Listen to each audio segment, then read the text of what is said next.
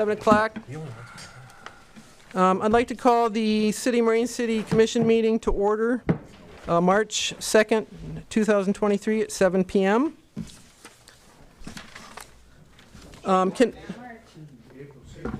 Oh, sorry, I'm reading right off the thing. You messed it up. April 6th. All right, it's just a cheat sheet here. I'm not Joe. I've done this before. All right, can we have a moment of silence to send our positive thoughts and prayers to those in our community that need our support?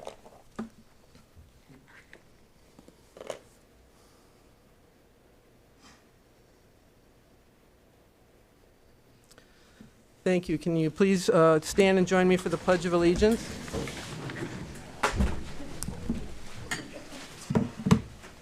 I pledge allegiance to the flag of the United States of America and to the republic for which it stands, one nation, under God, indivisible, with liberty and justice for all.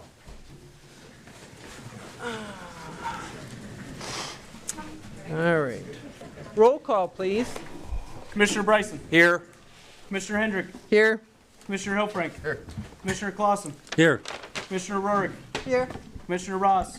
Here. Mayor Vandenbosch. She's absent with the flu.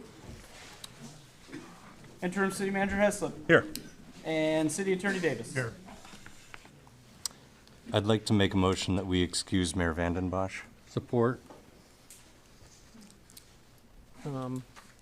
Any discussion? All those in favor say aye. Aye. Opposed? Motion carries. I need a motion to approve the agenda as presented. So moved. Support. Any discussion, changes? Nothing? All those in favor say aye. Aye. Opposed? Motion carries. All right. We have one communication. Let's see. And let's see here. You gonna Public comment? No, we have the communication first. You want to read your communication? 5 is No. public comment. Taken out of my public comment, though. Will it be taken out of your time? Yeah. No. Oh, okay, so I can read it? What's public Yes. comment first? Your communication will be first, and then we'll do public comment. Okay. It's reversing the order of the agenda. Well, Madam, Ours is different. But, well, I'm going off. Yeah, I get that. His communication that we're removing since he's here, we're going to allow him to read it himself if he so Yes. chooses. So it technically, then we'll start the public comment portion. Well, it starts after. I mean, oh, I Do see public what you comment, guys, And then he would Yeah, read. all right, It's- gotcha. Public gotcha. This comment sheet is is, first. is This switched. sheet is backwards, Sorry. sorry. So we'll have public All comment, right. and then you can read your comment. Let me get rid of that sheet for a little bit here. Let's just go with this. Let's do public comment. Anyone is welcome to address the city commission. Please state name and limit your comments to 5 minutes. This is a time for you to raise issues. The commission will not respond, but issues will be followed up as necessary. So, and if you're going to speak on the public hearing, you can wait for that as far as the grant application. For the 300 Broadway, the grant application that they want to put in, that's why we have a public hearing tonight. So if you want to speak on that topic, you wait for the public hearing, okay? But anything else, you can get up now and speak if you'd like. So at this time, if we want to speak. Correct. If you'd like to go, Marrying marijuana? yeah, we'll let you go first. Well, thank you very much. Sorry I missed the last meeting, but I did promise to bring some books on the subject. And one of them is written by a doctor who treats people with addictions, and another one is written by a journalist and author, who I think he's printed with the New York Times and the like. Neither of these books are religiously based or speak to any moral hazards with as far as marijuana is concerned. But they do bring out the point that it can only be used responsibly by adults and should be very carefully used. Now, my concern with Marine City is I am a taxpayer here, And of course, I have an interest in the property values as well. Now, in the past 50 years that I've lived here, there's been marked improvements along the riverfront. Mr. Cadu, I think, put in a beautiful bathhouse and pavilion. The beach area has been improved. It's made it a very family-friendly area.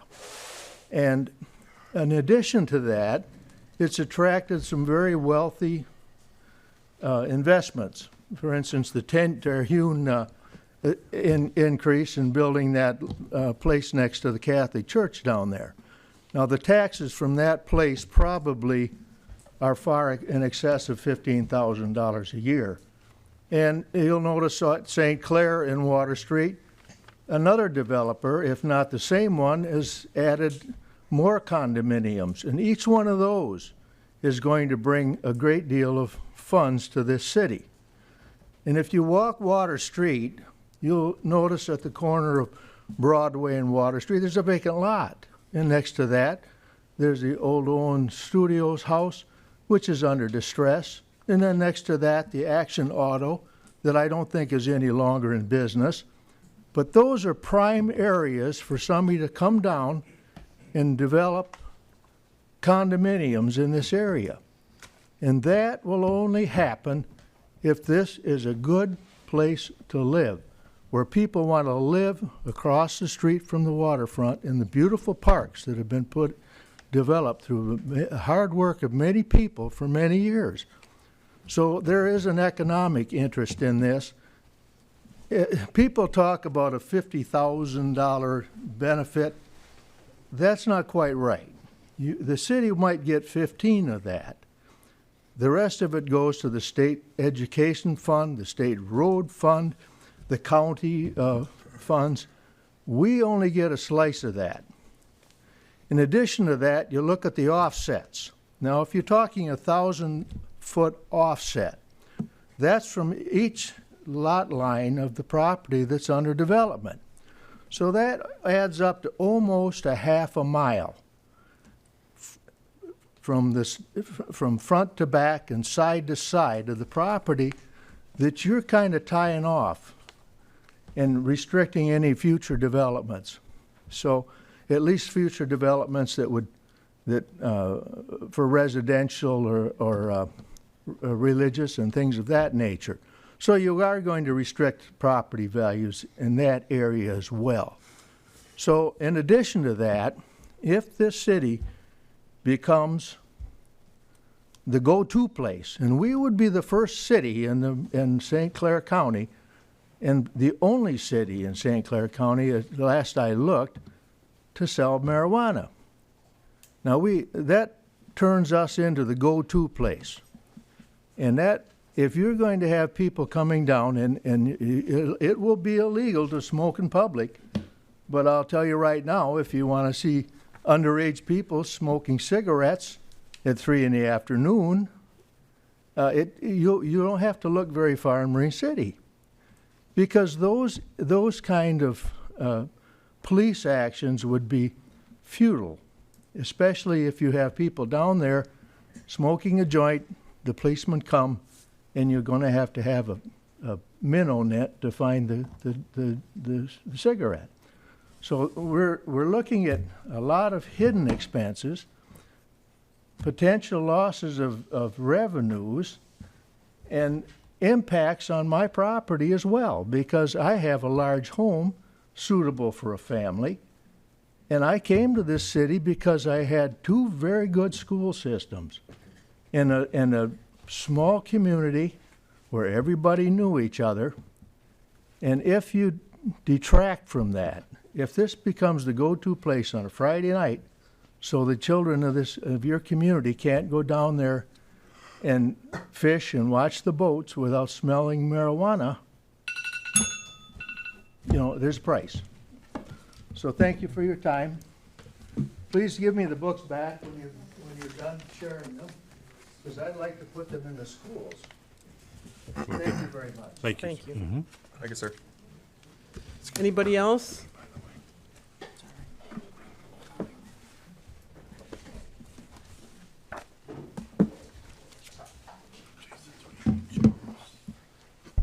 Hello, my name is Tiffany Turk. I'm a China Township resident.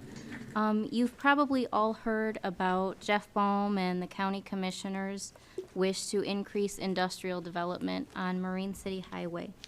There are resolutions circulating around the cities and townships, both in favor of the project and in opposition of it.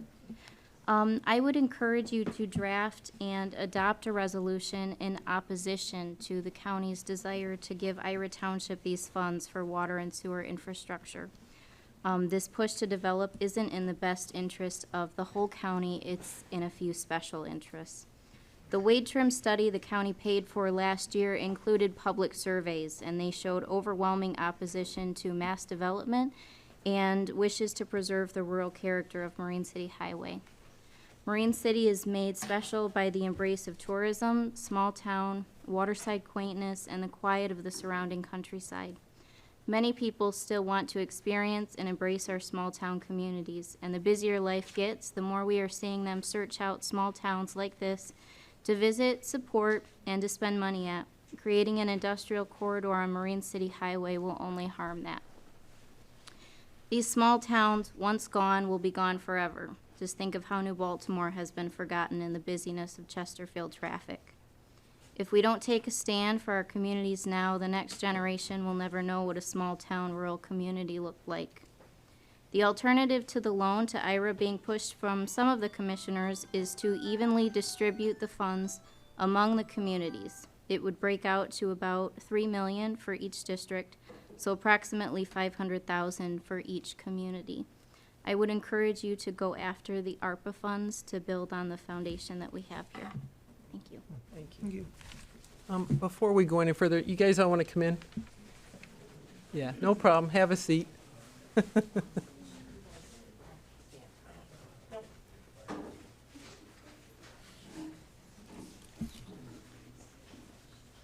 Okay. Joe?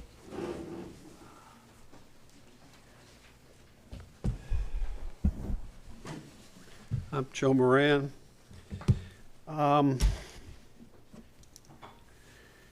Marine City, and particularly this body, has enough of dirty laundry, and we have aired that dirty laundry in public, but it's our dirty laundry, and we have the right and the obligation to do so. I object to having outsiders, particularly Mr. What's his face over there?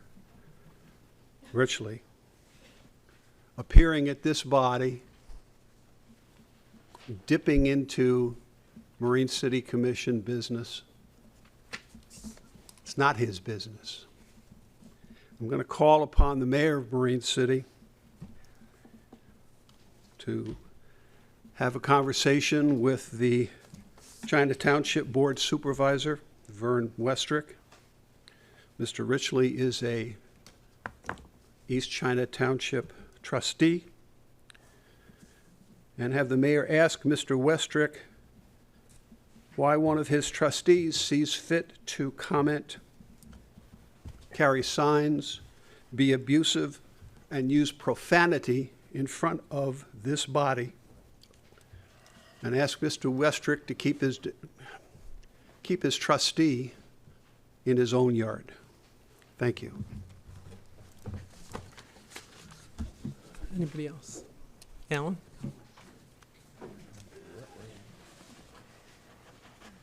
Wasn't planning on getting up and speaking, but I got to respond to that. The truth has no defense against a fool determined to believe a lie. It's not that he's ignorant, it's that he knows so much that isn't so.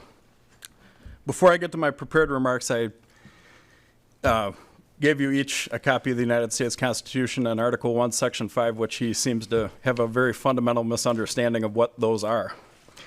I see there's been an addition to the agenda this evening to politically target a commissioner, and I urge all of you to proceed with caution. The reason I got active is because I believe that your side that continuously tries to oust people from office. Yep. Mr. Moran? It's not your business either. But anyway, so good evening, Mrs. Hendrick and commissioners. Thank you for the opportunity to speak this evening. I'm here once again to respond to a few things stated at the last meeting. Specifically, the last gentleman, Mr. Moran, who spoke, brought up that I'm a non-resident and called for me to be censored due to salty language, which is kind of funny because I'm going to get to the hypocrisy here in a minute. First of all, I think that lying from this podium is much more egregious than a few offensive words, which, by the way, is allowed under the First Amendment, which I've sworn to uphold. Many people, including yourself as a planning commissioner, swore to uphold. It's scary that he, as a member of one of your commissions, actually lacks this basic understanding of the Constitution. My family has a long line of living, working, and owning businesses in the city, and they still do. My great-great-grandfather moved from Germany to this town, and shortly thereafter the Civil War started, of which he served, northern side, by the way.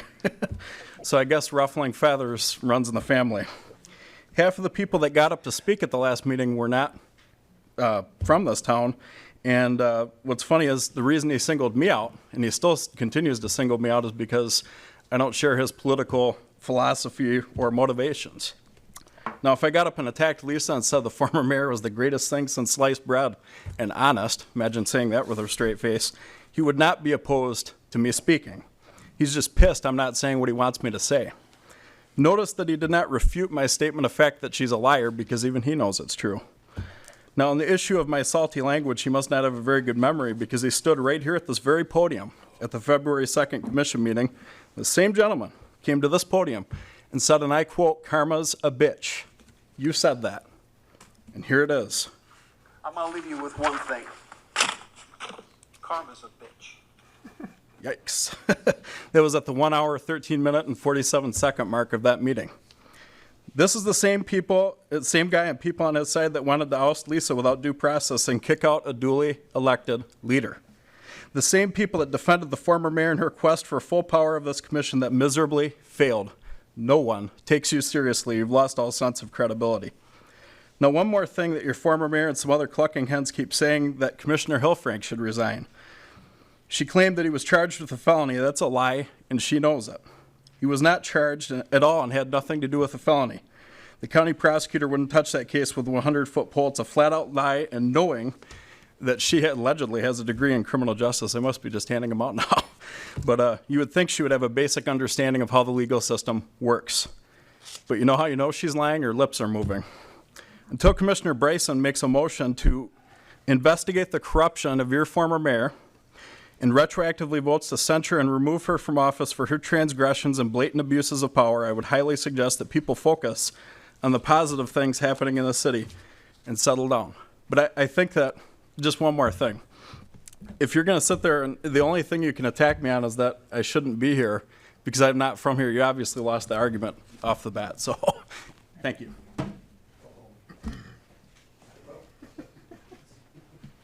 Anybody else for the 5 minutes?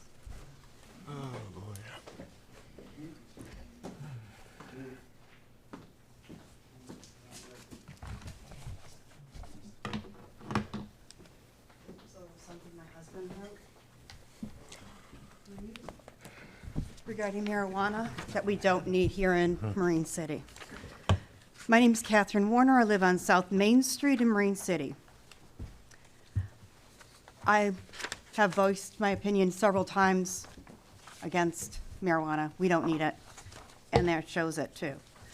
I also want to voice my displeasure with the actions of some commissioners with regard to the grant application, as well as their general decorum here and on social media. Please be more cautious with your words and your actions. Finally, everyone has a right to speak at these public meetings, and people have a First Amendment right to express themselves. But there are, or should be, consequences for yelling fire in a crowded theater. Calling someone a liar without proof, or being a gadfly just looking to stir up trouble in a town you don't even live in. Stay your peace without projectors, then shut up and sit down.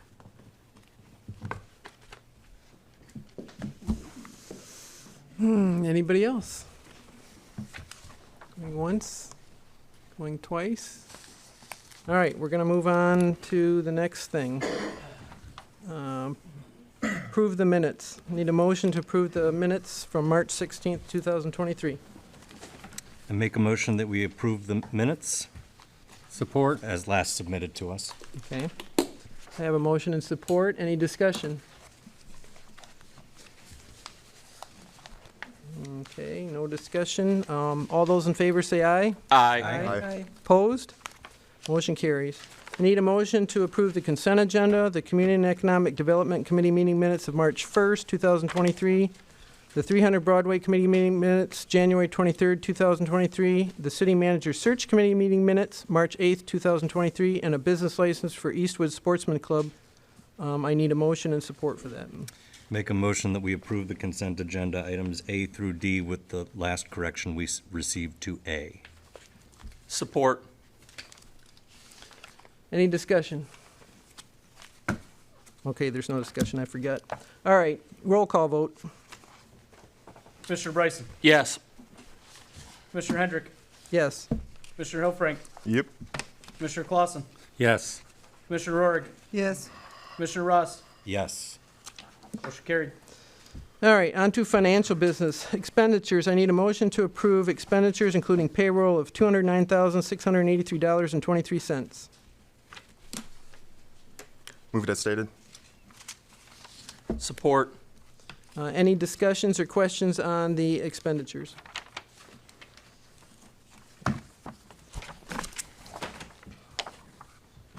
Madam Chair, Mike, could you just say the number in the motion? It's a requirement that the number be set in the motion. Okay, I didn't hear the number then, Yeah. so I gotta hear it again. It's 209,683.23. Make a motion to approve $209,683.23. Thank you. Thanks, Mike. Yep. All right, any other discussion, questions? All right, can we have a roll call vote? Commissioner Hendrick, Yes. Commissioner Hillfrank, Yeah. Commissioner Clausen, Yes. Commissioner Rohrig, Yes. Commissioner Ross, Yes. Commissioner Bryson. Yes. Motion carried. All right, I need a motion to accept and file the preliminary financial statements. So moved. Support. Any questions, concerns? If not, all in favor say aye.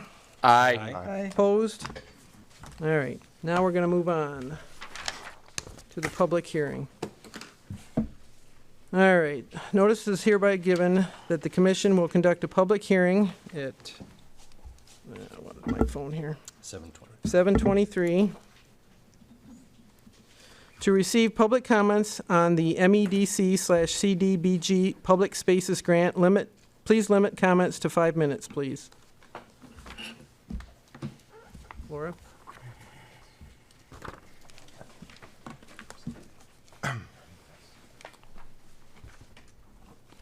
I'm Laura Merchant, and I'm here representing our 300 Broadway Committee. In 2022, the city established a 300 Broadway Committee as an advisory board to the commission with representatives from the City Commission, Historic Commission, Community and Economic Development Board, Chamber of Commerce, Friends of City Hall, Historic Society of Marine City, and a resident seat. The purpose of this collaborative group is to prioritize the restoration and renovation of 300 Broadway into a historically respectful, usable community building. This group was formed out of a work group that recommended to the commission the sale of 303 Water Street and for the proceeds to be used for 300 Broadway, which was based on feedback from the community and stakeholders in the community. We are all here tonight representing this committee, and each one of us, along with the help of city staff, are happy to say that the draft application for the CEDG grant is before you. We are a passionate and determined group and believe that Bertha Guy would be happy to be part of this endeavor in the hopes of providing a public gathering space for residents and visitors and increase usability, accessibility, and seasonality of this building and park. In addition, this could be a safe and engaging community space where recreational resources and opportunities are available to all residents and visitors of all ages, identities, backgrounds, income, and mobility levels. Recommendations for the space can be shared with the 300 Broadway Committee through community visioning sessions and brought before this commission. We have created a suggested list of activities that could be offered free of charge to residents and sponsored by the groups mentioned above. We have this list available if any of you would like a copy. We have received huge community support on social media with over 1,000 thumbs up and hearts and hundreds of positive comments and suggestions. In addition, we have all been approached by residents and stakeholders who have applauded our efforts and have given their support to move ahead on this project. How wonderful is that? What we are asking for tonight from our Madam Mayor and the Commission is to allow the submission of this grant application for $2 million on or before April 28th at 5 p.m. with your 10% commitment of $200,000 from the sale proceeds of 303 Water Street. It only seems right to use these funds for an opportunity of a lifetime and an investment in our community. Imagine returning $2 million of state taxpayer money back to our community instead of it going to another community. Imagine turning $200,000 into $2 million. What an investment in our community that would be. It's a no-brainer. Creating a true community center where residents, groups, visitors, and more can meet would help to build and grow our community. Please feel free to ask our committee questions as they arise, as we all represent different sectors. Thank you for your time and consideration.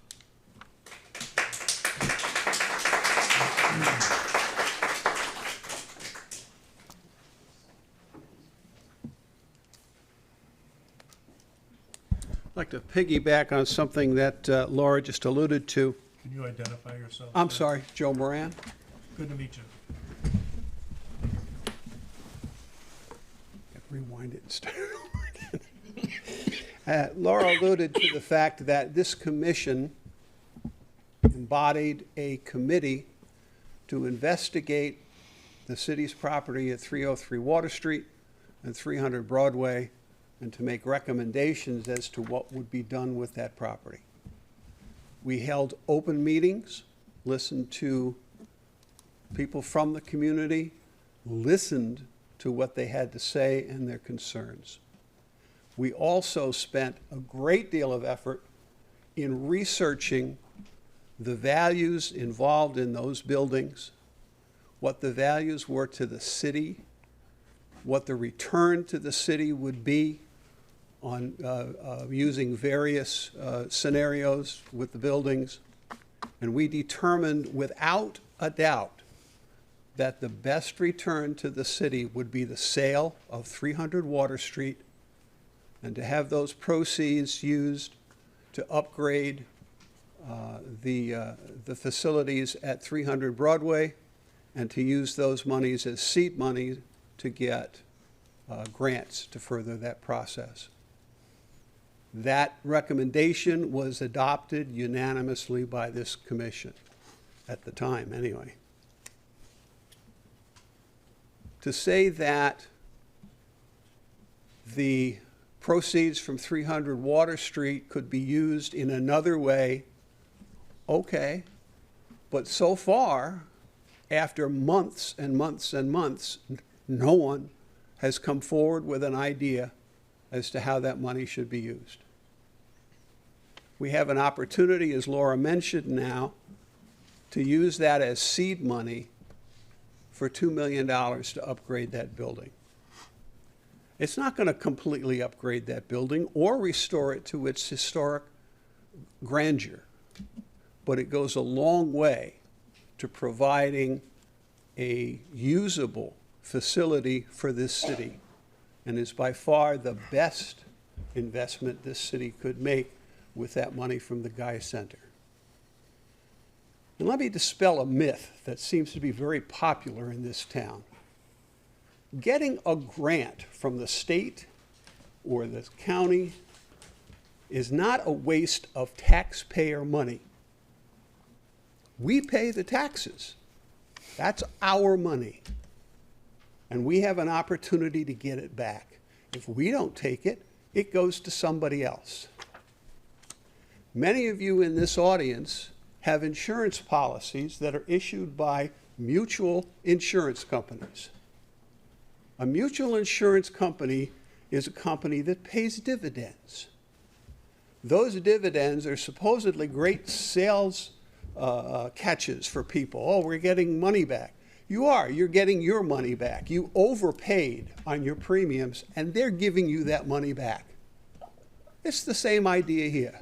The city is getting money back from the state or the county that the county deems we don't need for running everyday business. It's a surplus. We're going to give it away as a dividend, but you have to apply for it, and you have to qualify for it, and you have to put some skin in the game. And that's what we are asking this commission to do tonight. Apply for it and put some skin in the game. Put your mouth or your money where your mouth is, and do something good for this city instead of punch holes in it. Or come up with a better idea.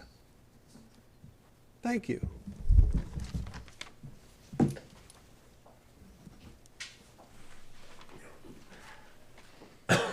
Anybody else?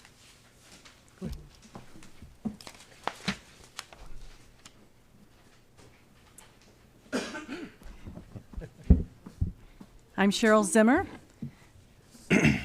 I am a co-owner with my husband, Dr. Chris Zimmer, Zimmer Chiropractic. We've been in business here in Marine City for over 40 years. I am also the president of the Historical Society of Marine City, and have been a proud member of that organization for over 30 years. In fact, I want everybody to recognize that the Historical Society is celebrating their 30th anniversary this year. And we're proud to have been giving our ideas and our gifts and things to the city for that long. We are part of the committee as well, and we are so looking forward to having 300 Broadway become a community center. And so much so that the Historical Society, and perhaps you don't recognize this, but we have a fund set up called the Marine City Endowment Fund, which we have already raised $60,000 for. And we want that, the proceeds from that, it's being run by the Community Foundation of St. Clair County. We want to start using the funds that we get off of that endowment to actually help support 300 Broadway's maintenance and ongoing upkeep. This is something that is a piece of the puzzle that it can help the community. It can also be something that we can fundraise for, and that we can see that the money goes right back into the building and for the community center. So that's something that we can offer. I think that all of us on the committee recognize that there are certain elements that we can do. The Historical Society has been always behind restoring that building, and we want to see that continue. And we applaud that this committee was put together of all these groups, come together, working together to put together this great plan. And I'd love to see that the city support with their backing the amount of money that needs to go towards the actual grant. So that's all I have to say. So we just... Thank you.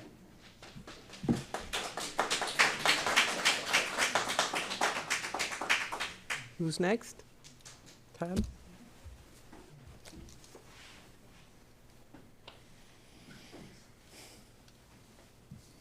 Good evening. My name is Todd May. I'm the owner of the Sweet Tooth downtown Marine City. I'm not on the committee for this, but I'm in support of the grant itself. Being a lifelong resident of Marine City and East China, my family is a 7th generation of Marine City. Many of you are Marine City residents and have been generation residents also, just like myself. It is our chandelier of Marine City.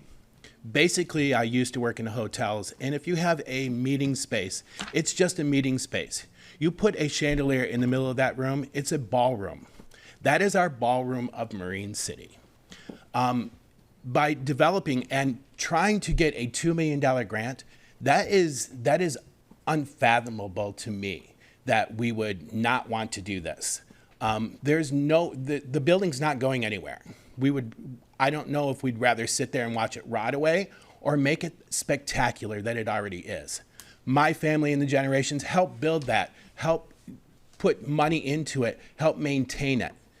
Unfortunately, it's not being maintained, and I think it should be back to the grandeur that it was in the past. Obviously, it's not going to be that nice as it was in the beginning, but it's an improvement to the town.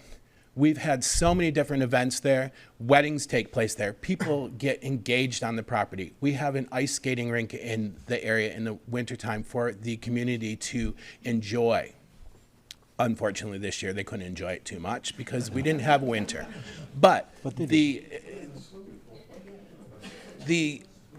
time and money that we need to spend on this is a lot. But I just think that it is part of our community.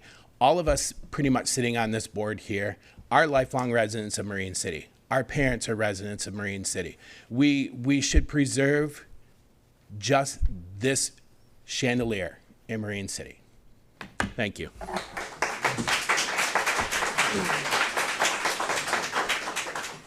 Glenn?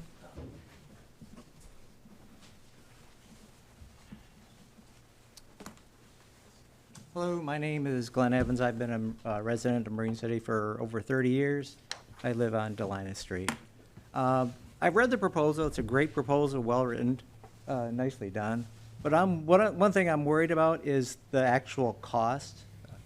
Mr. Moran said that the $2 million isn't going to actually fix the place totally, which means it's going to put the city on the hook for the extra overcost runs, $1 million, $2 million, $3 million to actually get it up and working. And then you got the costs of monthly costs of maintaining it, the heating and cooling and the annual inspections you have to do on the elevators.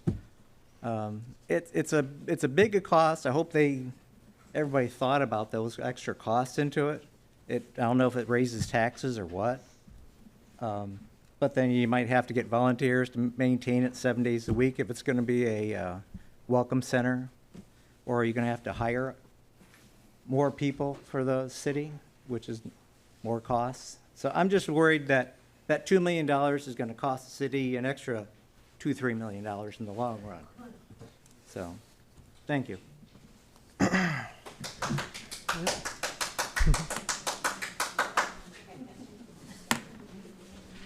Anybody else?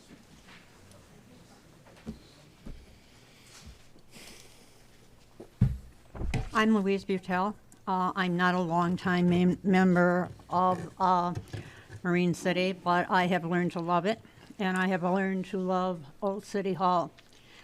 I've been involved in many things that have happened there from when I started working in this city. We were at one point allowed to have a number of people go into the building, and the more people that came in, the more positive they were about it. And I think one of the problems that we have in Marine City is, for a long time now, for reasons, people cannot go into the building in a group, except for 15 people at one time, which takes a long time to get a lot of people in there. But when people do go in, or when they ask to go in, they recognize something special. It is a special building. It has history. It is lovely. It is not falling apart. You are not walking in steps that are going to fall in. No, it's a nice building. And if we get this grant, one of the things that we can do is almost start moving people in. If we get the grant and begin the basic things of fixing up the building, one of the things that we could do is have our Chamber of Commerce there. Our Chamber of Commerce is renting down the street. We don't know how long the owner of the building is going to leave the chamber there, so then they're going to have to wander around and find someplace else to go. City Hall isn't moving. Once they moved in, they'd stay. And as we move along and can show we're doing something, more and more people are going to be able to give money to us and help to us. If we ask for this grant and we don't get it, we have nothing to lose. They're not going to keep the $200,000 that we're supposed to come up with. No, we're just going to lose a terrible, terrible thing that would help us. I hope that we can have this settled and that we can send the grant in. And I want you to know that once we have a community center, hopefully this wonderful city can come together and do things that are pleasant, not things that are arguing about, not things that are pointing one person at another and saying, I don't like what you're doing, I don't like what you're doing, I don't like what you're doing. Let's come together and come with something where people can move and do things together and raise the city up. When we moved here about 12 years ago, you could stand at the end of the street and roll down a bowling ball and you didn't see anybody. Now there are lots of people here. We have to keep the standard. Thank you.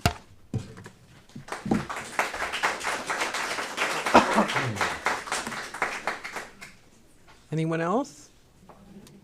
Terry? Heather? Somebody?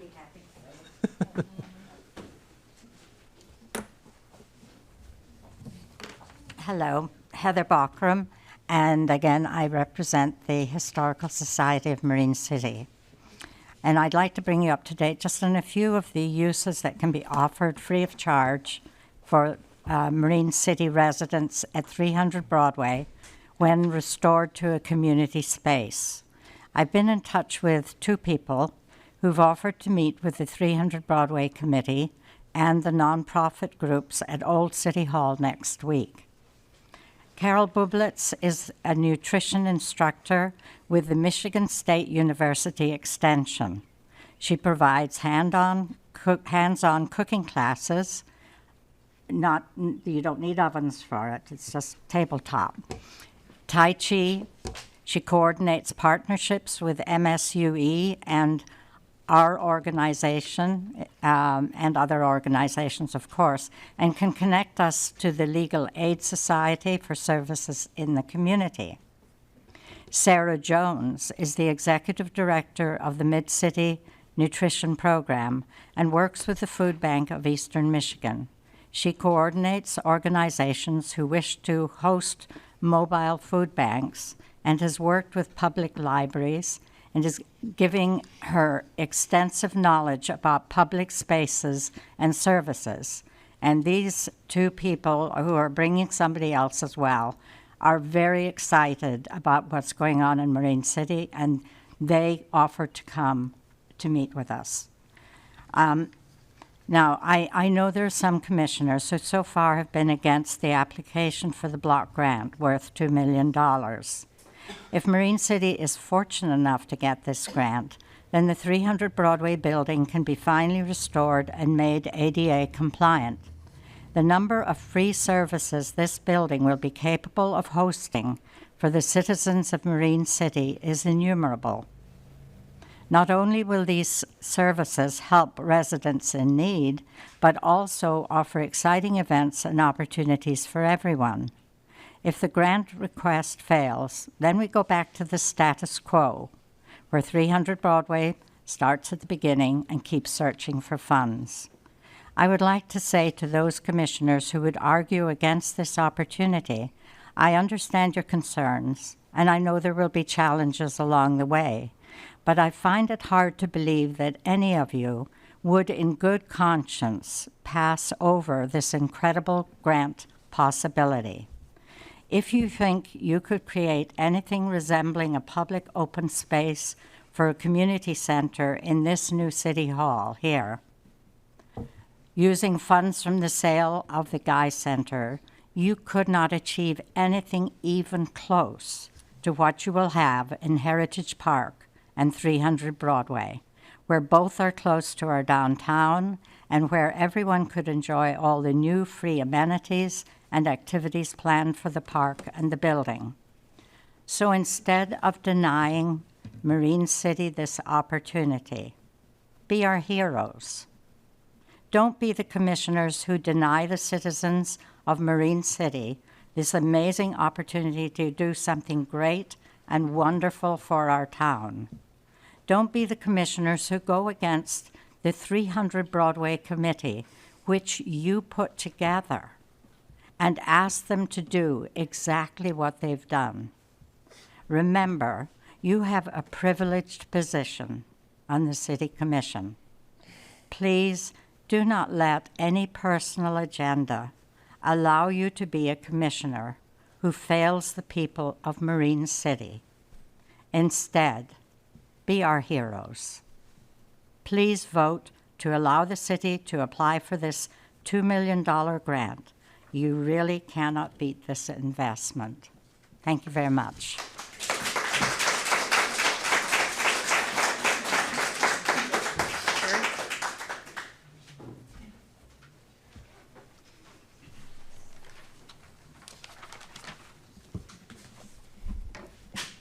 My name is Terry Avery, resident of this city for 17 years. I grew up with a respect for historic buildings, institutions, and government.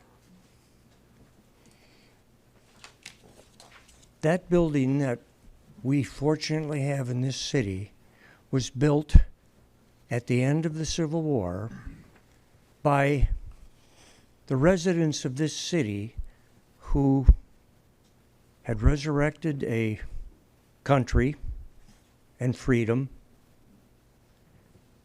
and now were living in relative prosperity that they had never seen, and they demonstrated their patriotism and prosperity by building that city hall to show what the people of Marine City felt by being a part of the United States. When you drive along M29 or in this area, you go through Elginak. You don't see any historic. You drive through St. Clair, you don't see any historic. Some of those nice buildings were moved to Huckleberry Farm so people can look at them out there. People notice the work that was done long ago to show what Marine City was. We have a chance to continue with that and see city civic progress and maybe display some of that with our actions. And this is a start.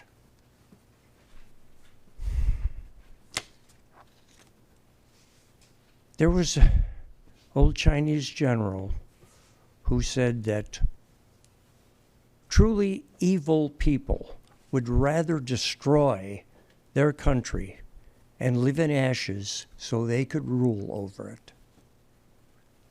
I hope that doesn't show what we're doing here. Good night.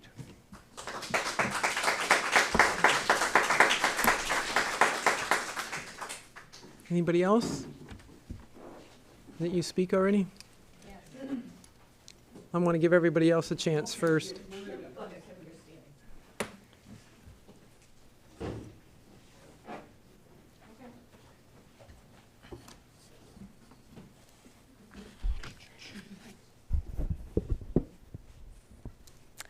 Kim Turner. First and foremost, I am here because of my dad. My dad asked me back when the city abandoned the building to say it. He said to me, Kimmy, please save my birthplace. My dad was born in that building in 1936. So was my uncle and two of my aunts. My grandfather was the caretaker, and he drove the fire truck. They lived in that building for, I believe, 13 years. My next point is Bertha Guy and the history that she has with that building. She worked in the building. She was the clerk. She also ran for city office. She became the first female treasurer-elect to Marine City. She lived across the street. She could walk to work every day. Lucky her. My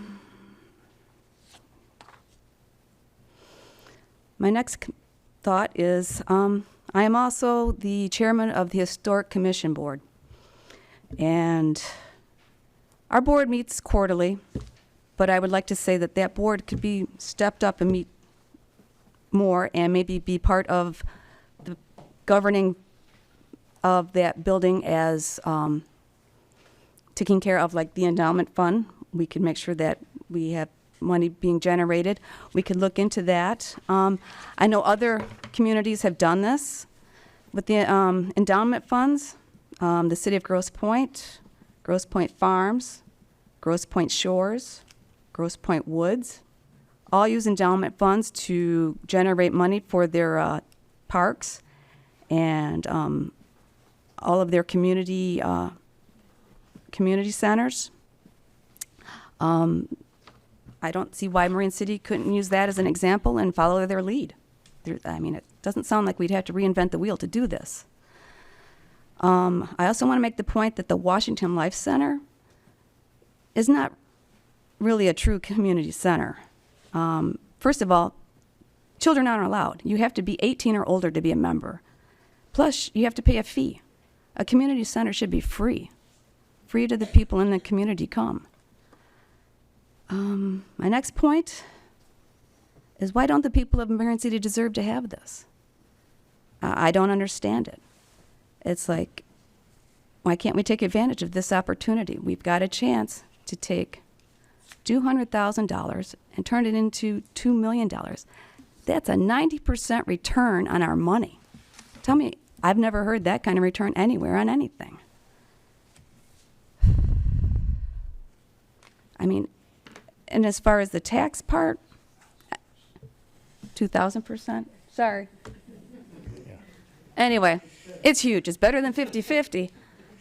So, and as far as the tax part goes, it's like, I don't know about you, but I get really excited when I get a tax refund, and that's kind of how I'm thinking of this. It's the city getting a tax refund.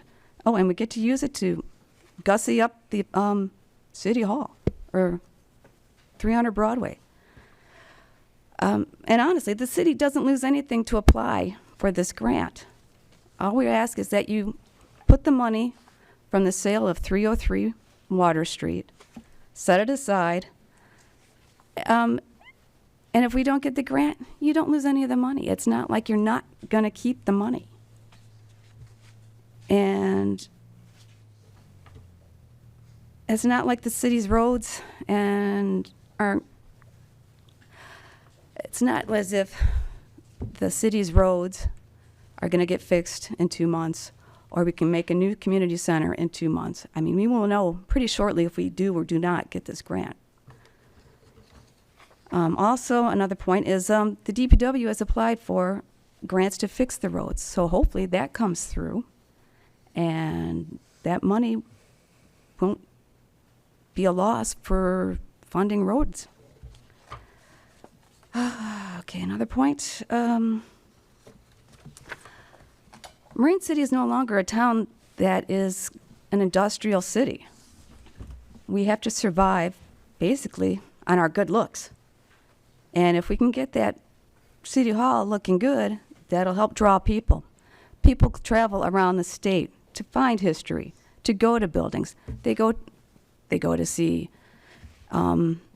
historic places. Do you know Marine City has 7 Michigan historical sites that are recognized by the state? And City Hall is one of them. It's also a nationally recognized site. That's huge, too. People come to town to see, oh, thank you.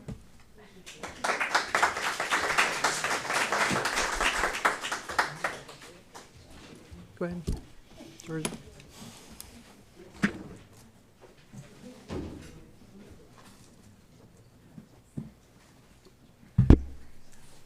Good evening. My name is Georgia Phelan. I was born and raised here in Marine City and have lived ever since in Cotterville Township, but have been involved my entire life. If it was with the high school or maritime days or the churches or the schools, whatever, I've been involved. About 8 years ago, I said I was going to retire from standing here and talking to the city commission, but here I am again. I've been involved with a lot of things and with the Historic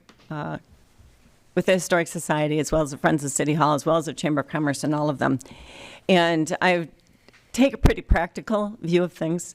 And when we worked on community and small business development from about 2006 to 2016, that was the way it went about done. And I'm looking at this issue kind of the same way. And I guess I'm looking at that building in the first place as it is an asset to the city. It's one of the things that the city owns and belongs to the city. So as such, it is an asset. To me, for 10 cents on the dollar, to be able to protect that asset is a good, if you want to look at it in a business manner, it's a good way to protect the city's asset. If this money comes in, $2 million worth of improvements are made to the building, no matter what happens down the road, that building still has increased value. It's a better asset for the city. Again, a very practical approach to it, but that is true. Secondly, one of the things I was concerned with about the building all along has been maintenance. It's an old building, and we all know that because lots of us own old houses, and old houses take more money, we know that. Now that the Historical Society already has $60,000 of seed money from maintenance fund, and it's going to be an endowment, meaning that it'll always be there, and that money will always come every single year. And it takes money to make money. So with this declared, I do believe that there will be people who will come on board, particularly if the city becomes a partner in this, that people will come on board and help fund that even more, so there's even more money every single year that comes back to help maintain this building, which whatever is above what normally the city would spend on a community center can be supplemented by this fund. Also, I do think this follows the intent of the Guy family. When the Guy family bought the Guy Center for a community center, they sold properties to fund the new building.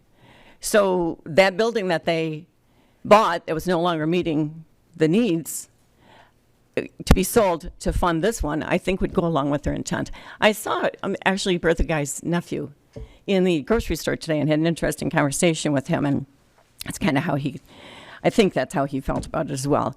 So, I don't think $200,000 is not going to buy a community center or hardly in addition to a building or anything in today's dollars. It's just not going to happen. So to be able to take $200,000 and do the improvements to the city asset of $2 million makes practical sense to me.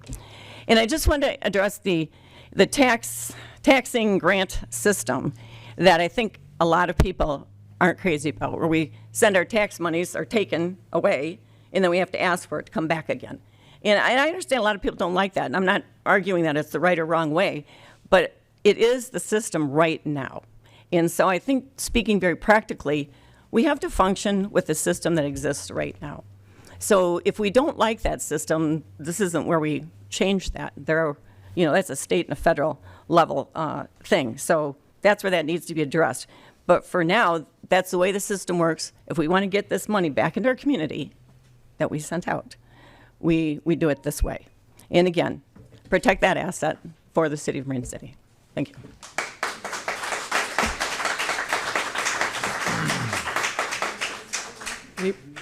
Okay.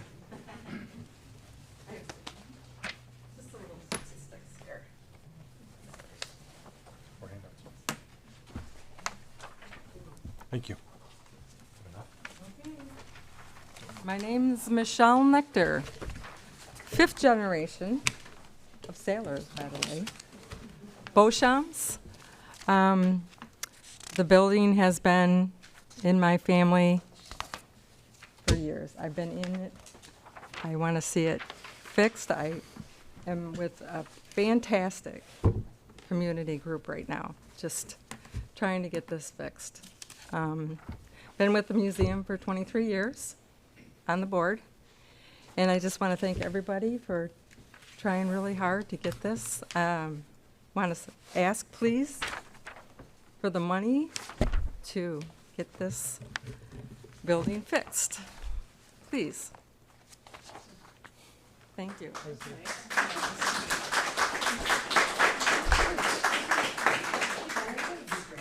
Okay, we're going to make sure everybody else first, Joe. Andrew?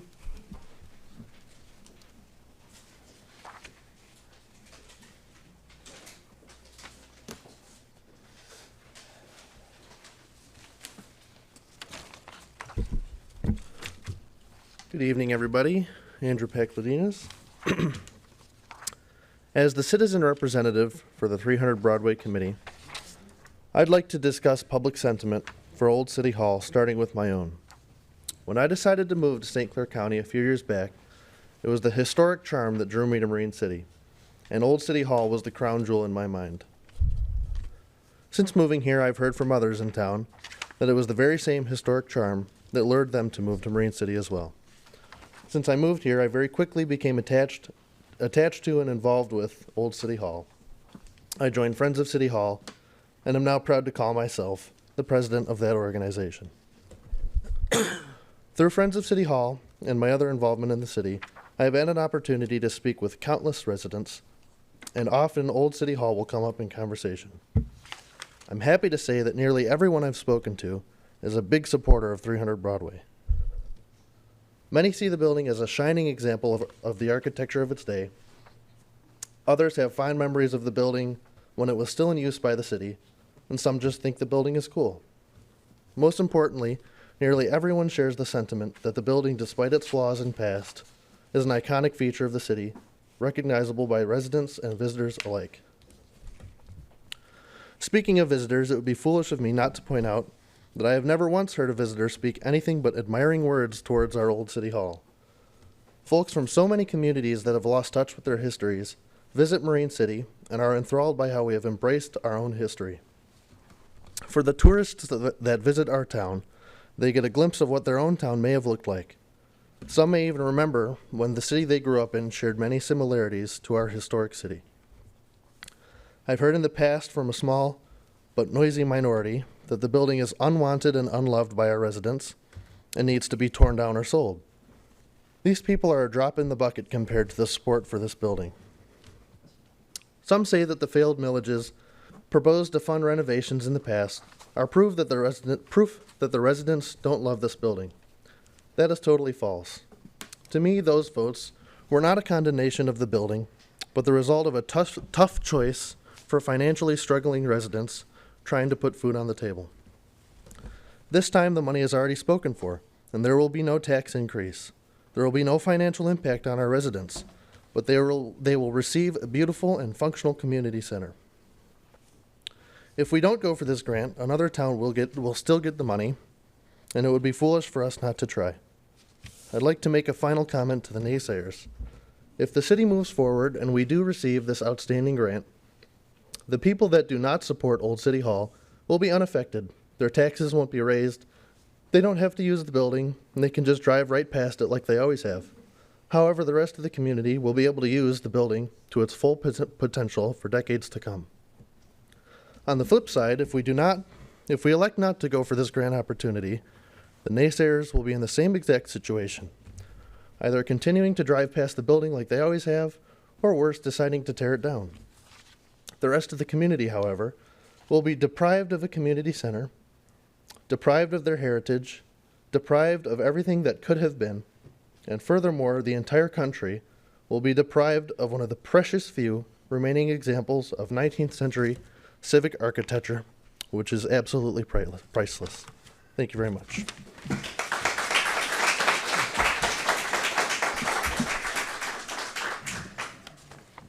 Anybody else?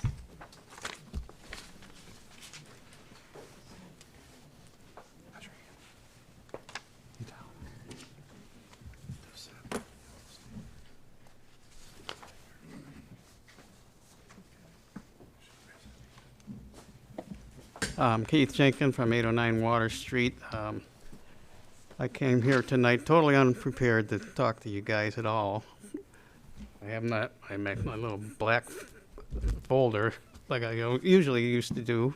But let me digress. It was like 2005, I think, summer of 2005. I was on the Historic Society, with the Historic Society. My main gig there was to carry all the heavy furniture and the things that we would, use or not use. But anyways, it was a Sunday morning, and Heather called me and said, "Keith, the city has moved out of the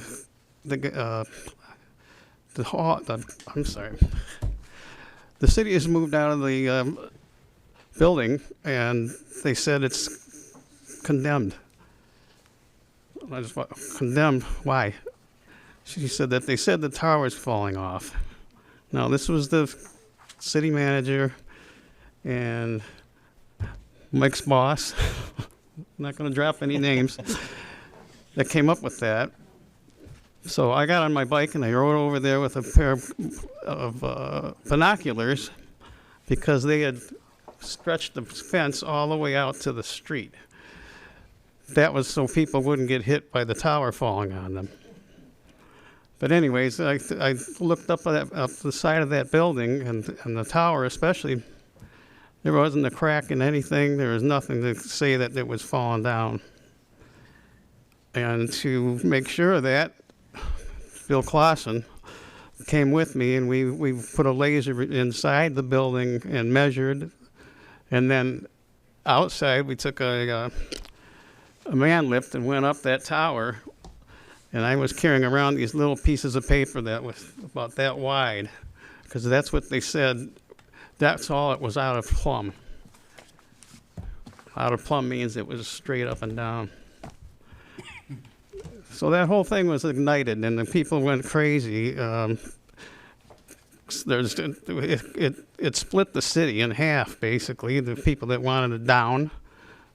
I heard from a lot of those people after coming to this podium and being on TV, being VGs, and somebody would come up and say, "That building's got to go down." But anyhow, long story short, there's a lot of people here that made one hell of a commitment to save that building. And it took time, and it took actually getting rid of a number of people that were on a commission.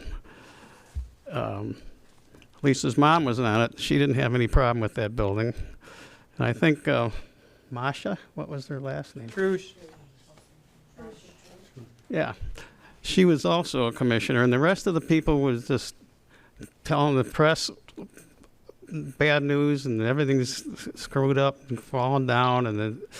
But the problem was that long story short, the problem was that the tower itself was undermined years ago, where they cut a hole inside the building so they could attach the police department to it, and nobody put up a header or anything to hold it, to support it. And being a builder, when we finally found that out, dug into the drywall and the plaster, we saw that this just big cut, and it sagged, and the tower slipped down, and that happened a good 40 years before these people said it was cracking and it's going to collapse.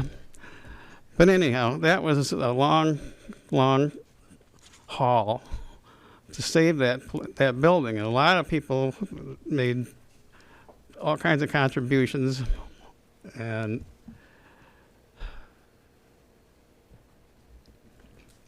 I guess what I'm trying to say is that we almost lost it once, and we don't want to go through that again. And I would highly recommend it. Even some of these people here that worked on it and whatnot are saying we just want to fix the building. The building is fixed. It's fixed compared to what it was when we first started fighting for it. You can ask Bill about that again. And the other thing is that, like this gentleman came up, he doesn't think it's worth it. I don't know if you've ever been in the building lately, and you think that it's, pardon me?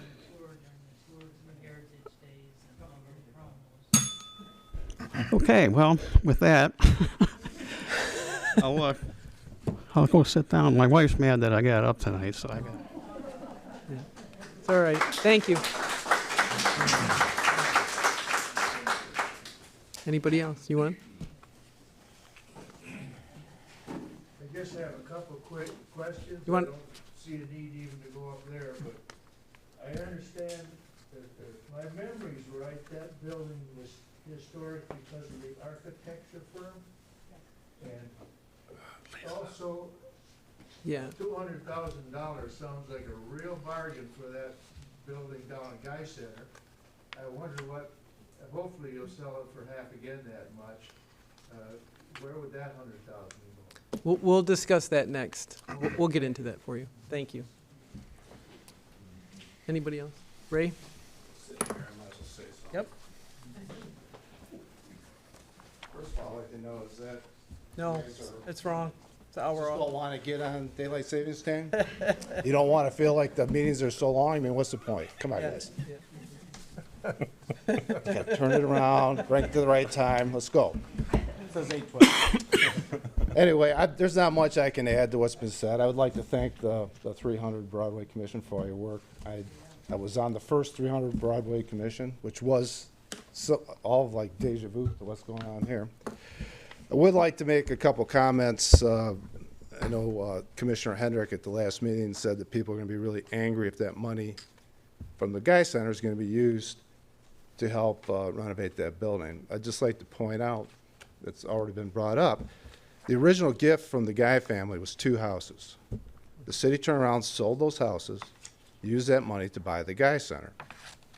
The only strings that they attached to that gift was that the city always has a community center for the people, and that the sign commemorating the Guy family was always on display. Well, the city's done a pretty poor job of that. So I think the best way to honor that gift from the Guy family would be to use that money to restore that building and give the people that building back that they could use for community functions. I can't see why anyone would have a problem with that. Keith mentioned the building has been fixed. That's true. Structurally, the building is fixed. It's fixed up. It's sound. It's not going anywhere. It'll be here longer than any other building in the city, I guarantee you. The only way that building would ever fall is if we knocked it down. The money that you would be getting from that is just for interior things like mechanical systems, electrical, plumbing, the things that make it a functioning building again. A thing that's going to return it to the city. Also, a lot of talk about this costing the city $200,000. Well, you're not spending $200,000 to get $2 million. That $200,000 you're going to invest in city property. So it's not just $2 million. It's going to be $2,200,000 that will be there for that building. So, like a lot of people that have been for this building and worked toward this building and have been trying to save this building for a long time, we see things a little differently, I guess. But there was a time when I moved in here, the cannonball, I used to say you could shoot a cannonball down the street. The city decided to invest a little bit of money. We started doing a few things here and there. And lo and behold, other people saw that we were investing in our own city and thought that's a good thing. We started getting private business coming in. And now we've got a busy, little attractive city. But things are changing. You can see it. Businesses are closing. We got, about 4 or 5 businesses right now. We got no McDonald's anymore. Kmart's gone. City needs a lot of services, and it's time for the city to give us a little boost again, a little help. We need to invest in ourselves to support this business community and the people here. And I don't think there's a better thing you could do as a group to bring the city together to improve the economic situation that we're in. I mean, COVID really hurt a lot of these businesses and the people who live here. I can't see a downside to it one bit. And like it's been said, you don't lose the money. There's no guarantee we're going to get the grant. Just let these people do what they want to do. Thank you very much.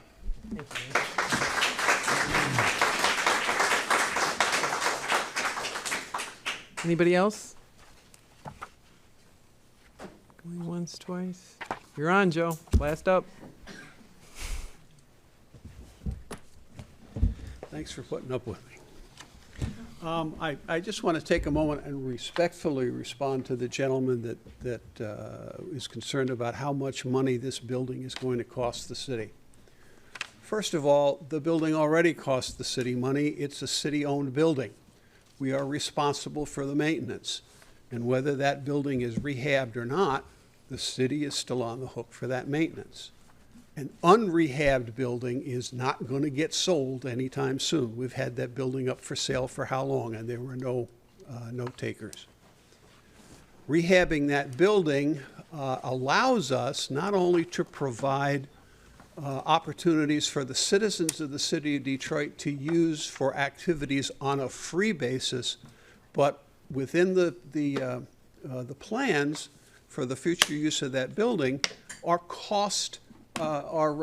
money raising activities. Spaces can be rented out to non-city people to help offset the cost of keeping that building going. The ultimate goal is to make that building self-sufficient. So the idea that it's going to cost the city an extra $2 or $3 or $400,000 or $2 million a year, that's fallacious. That's not what the plans indicate. That's not what the projections indicate.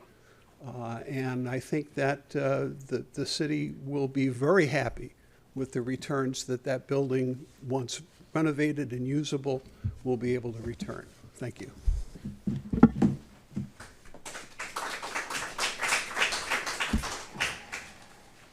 Go ahead. I just want to bring up a couple things. A lot of you may have seen the architect Newman Smith provided the drawing package, which was available for you to view, and it was also available in your packet. In there is the phase 1 and phase 2. Phase 1 was complete, so this is actually for the phase 2 of the building. These were reviewed by the State Historic Preservation Office and approved per the Section 106 process. So these are actually all in file with the state of Michigan. I've been in conversation with Monahan Company, who, Kevin Monahan, they are the construction manager on the designs by Newman Smith. Adjustments were made to the figure from 2010, which was $1.25 million. He gives a 2023 cost estimate at $2.23 million. Now, this is without removing the garage area, which is now done. This is without removing that the demolition, much of the demolition has been done, and that the addition of the staircase was also done. Another thing that we have to remember is, once you have designs, if there are things that are unexpected and, for instance, is going to cost a little bit more, adjustments to reflect an alternate budget are allowed. So let's say, for instance, we find that there's asbestos somewhere and remediation is going to cost a lot more. Alterations can be done to the budget, and let's say we say, we're not going to do the basement. Basement's going to remain only mechanicals. So these are things that by working with this team and this group and working with our group, we can manage, we can stay on top of. But just to kind of clarify the costs, that was what was shared with me by Monahan Company. Okay, thank you. All right. Madam Mayor, I have an email submitted. Okay. Pursuant to the public hearing notice that was generated. Comments may be submitted in writing through 6 p.m. on April 6th or made in person at the public hearing. Is Annalise Merchant in the room to read these? No? Dated 3/27/23. It was addressed to the City Commission, subject to Old City Hall grant opportunity. Good morning, everyone. I am writing to you in support of the grant opportunity for Old City Hall. I am not native to the city, but I am a native of Michigan, and I will do everything I can to help protect its historic buildings. This is our culture and heritage. The Old City Hall is 138 years old. It was finished being built in 1885. There is a 50-year difference between this building and the first platting of land of Newport, present-day Marine City. We owe it to those before us to maintain it, and this grant is a perfect opportunity to do so. The Old City Hall would make a great community center. The area that formerly housed a River Rec Teen Zone could be made into a rentable events center. The dance hall could be restored and used for dancing again. Many people have been showing interest in dance classes, swing dancing, line dancing, you name it. This area could be rented out to use for mini concerts, dance events, and balls fundraisers as well. There is space for offices upstairs which could be rented out as well. Then tours could be given in through the old jail and historic parts. You could charge a donation price for tours. Schools could book field trips to do a tour and learn about their hometown. Plus, this adds more revenue streams for the city to then use on upkeep of the building. I think it is fully possible to do this. The money needed for the match of this grant could come from the sale of the money of the Guy Center. Citizens were upset to see it go. The least the city could do is use the money from the sale of the Guy Local Event Center to be used for the new one like Old City Hall. This helps solve two problems: what to do with the sale money and helping with the matching costs for the grant. This is a grant we will never see again, and if we don't at least try, this building may deteriorate further and go past the point of being able to be saved. If you go at this with the mentality of failure, you will fulfill that prophecy. Please, please, please give this grant opportunity a chance. Thank you for taking the time to read this. Sincerely, Annalise Merchant. Do you have any more? No, ma'am. Okay, so that's it? Just the one. All right, anybody else? We'll ask one more time. All right, we're going to close the public hearing at 8:22. I want to thank everybody for all their comments. So now we're going to go into unfinished business, and we're going to discuss the grant and the potential action, or possible inaction, depends on what we do here. I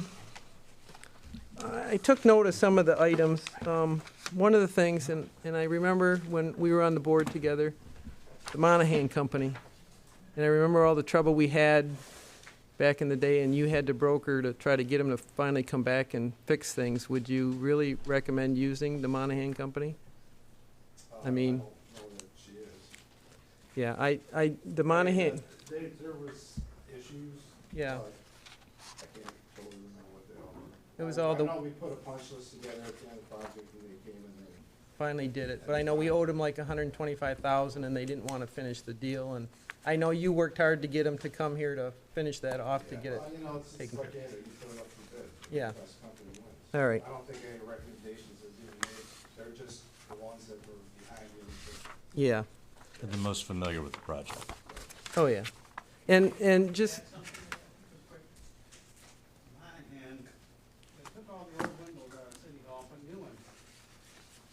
and they destroyed all the old ones. They stole the old windows. Yeah. They were all worth a lot of money. They Yeah. were baby glass and that. One, somebody said that, oh, they're too done. Never did it. I know. Correct. I remember that also. I remember that. Yeah. All right, so some of the stuff, couple of the things, as far as the monies, I would prefer not to use the Guy Center money. I think the people that love the Guy Center should have a say in that money. Now, that's not to say that there isn't other monies that we can use to do this. We have a healthy fund balance, and so there is avenues for the money. But my biggest issue, I've combed through this because Brian and I, we have our books here, but I've combed through this thoroughly, and I've tried to go through the application instructions and the participation plan and the Q&A. I know you did a lot of work on this, but there's a lot of issues with some of the stuff in the grant that are going to need to be corrected. And we're missing a lot of things that we're going to lose points for if we don't have some of this stuff. And the biggest issue came when some of the questions got asked. So the people could submit questions to the group to find out answers if you had questions on this grant. So this thing, most of the people that are going for this grant are using it for outside parks, but that doesn't mean you can't use it for an inside public space. The problem is, so here's, bear with me, I'm going to read a couple of these. It says, if people that are not from our community want to use our community gathering space, can we charge a non-resident fee? The project Here's the answer. The project cannot include space where there would be cost to rent/utilize the space that could be a barrier to utilization by all members of the community. Then it was asked about a nonprofit group. If a nonprofit or other group from our community would like to use the community gathering space for an event, which the nonprofit or group could charge a fee, are they able to give the municipality a donation? If donations are made, answer, the amounts generated could be considered CDBG program income and may have to be returned. Okay. The next one was, and I know this is from here, our community has a large historic building currently sitting vacant, a large portion of which would be a great community center and gathering space. To attempt to be self-sustaining, one plan was to rent an upstairs level. Could this still work within the grant guidelines if this upstairs level was not included as part of the grant? Similarly, could non-citizen organizations be charged to utilize the facility so long as citizens are not, and that any event being held there is free of charge? A previous question forbade the facility from being rented. However, it was unclear on whether it was strictly for citizens within the community or outside. They answer the question, there's a lot to, but it says the project cannot include space where there would be cost to rent or utilize that space to be a barrier. It says in another place, the application would then need to identify specific services and programming that would benefit the community at large. And then it says if and when rent is charged, the amount generated could be considered CBG program income again and would have to be returned. And then here's the other problem. The entire structure would need to be blight-free, with no outstanding blight remediation on various floors being left for future rehabilitation. So my question is, how do we solve the fact that if you take this money for this grant and we get it, and first off, I'm hearing that this is not going to cover the total rehabilitation of this building. So there's your first problem. The second problem is if we do use this money for the rehabilitation, we can't collect money or rent for those areas that we use the money for. How do we get around that issue to comply with the grant? I guess that's going to be my question. Can I speak to that a little bit? Could you go up to the podium, please? And I'll do the best I can here. The teen center itself, which is a completed portion, that could be rented for things. That is not part of the full square footage, and it's not part of this grant.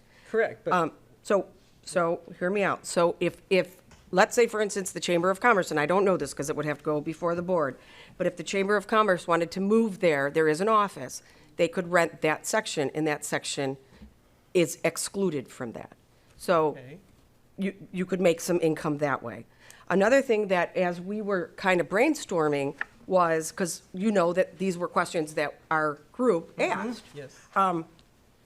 A lot of the events that we came up with, the free events and things for the community, would be run by different organizations. So if the people did take, if they took part in some of these things, they could make donations to the endowment. So the donations could be made directly to the endowment, and that is through the community foundation. And that would be that really has nothing to do with the city, because the endowment is set up to maintain the building. So that is what we were kind of talking about, as our different organizations have different ideas for what we would like to offer at this building. We could ask for donations. But it says here, if donations are made, the amounts generated would be considered CDBG program income and may have to be returned to the program with the percentage of the amounts being returned determined. Because that would be going to the city. The money would be going directly to an endowment. Okay. Which is through the Historic Society. But again, if the building isn't going to be complete, how are you going to do this when they say the whole building has to be complete? So I don't know where the building's not going to be complete. After talking to, whether it be Monahan, but I did talk to Monahan because that is our contact person right now, and the easiest way for me to get answers, the building will be complete. That's mechanicals, electrical, that is phase one remediation, phase one environmentals, that's drywall, that's plaster, that's painted, that's, one thing we did realize is that we have to cover the brick. even though the brick is exposed and it looks amazing. It has to be covered because it is a historical building, so it has to look like what it looked like. So it will have everything. It will have the ADA compliant bathrooms. We have the bathrooms already that are ADA compliant in what is the garage area. There's handicapped accessibility. You'd have the elevator installed. So it's just not going to have all the fancy stuff. You know, it might not be able, you know, we got pricing for the wood. The wood in the Opera House is going to be, it wouldn't be teared out. It would be stripped, and we would keep it. But the main floor, we'd have to have wood, and we've gotten prices on getting cutters and having the wood to match the upstairs. So, but what I'm saying, it's not going to have ornate curtains, or the basement's not going to be done. So that is something that we work on to look at our budget and say, okay, we have $2.2 million, and this is where it's going to go. Not bladed, but not finished. It's considered blighted if it's not finished.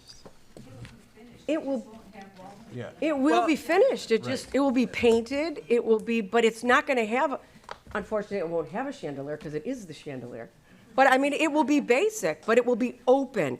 Another thing, when they did come up with that price back then of $1.25 million, it was putting in offices for the city. There will be no offices. This is going to be one room in the back, and it's going to be open. It's going to be a very open floor plan.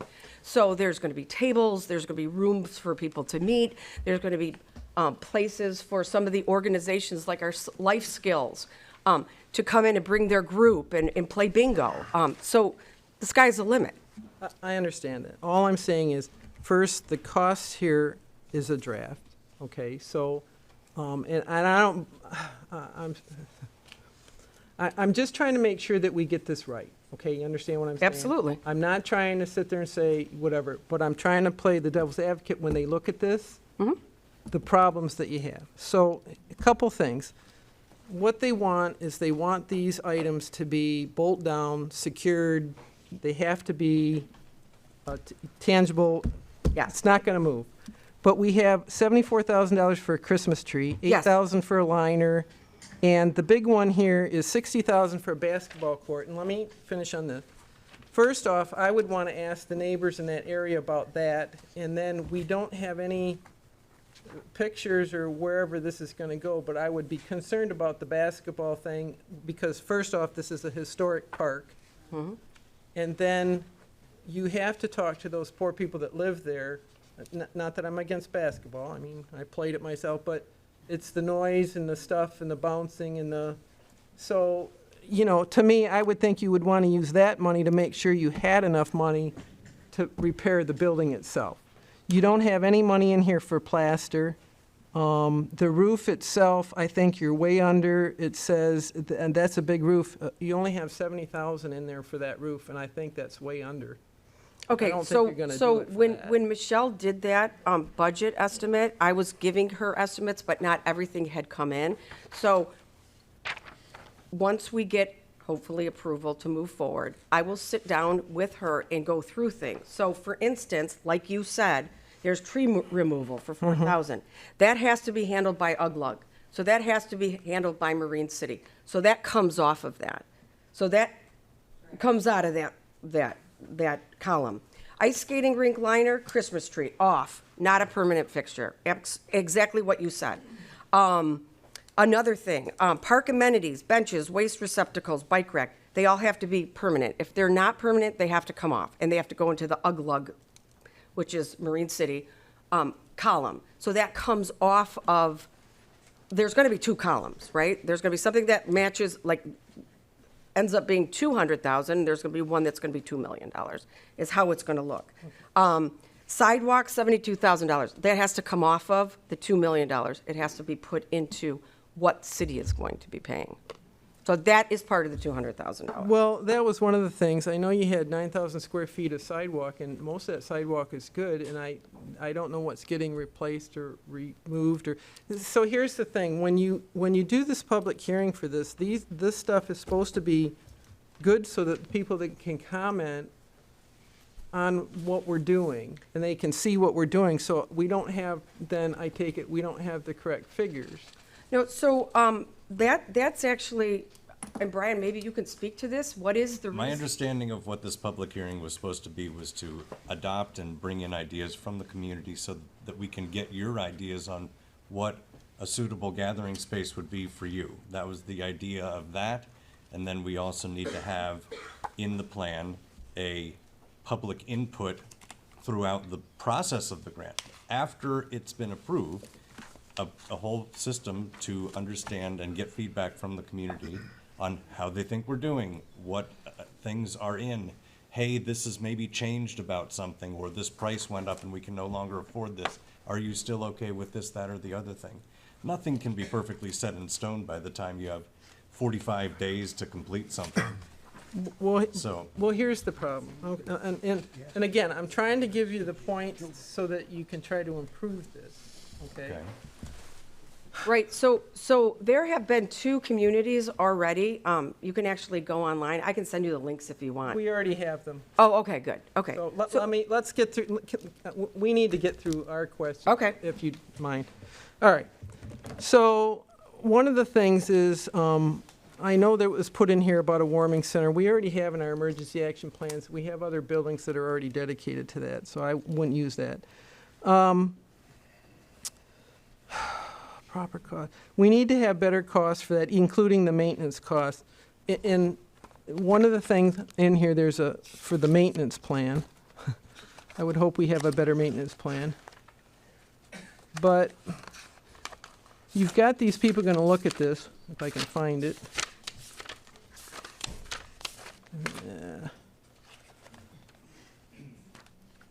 You need a better marketing plan. The maintenance plan, okay, I can go by memory here.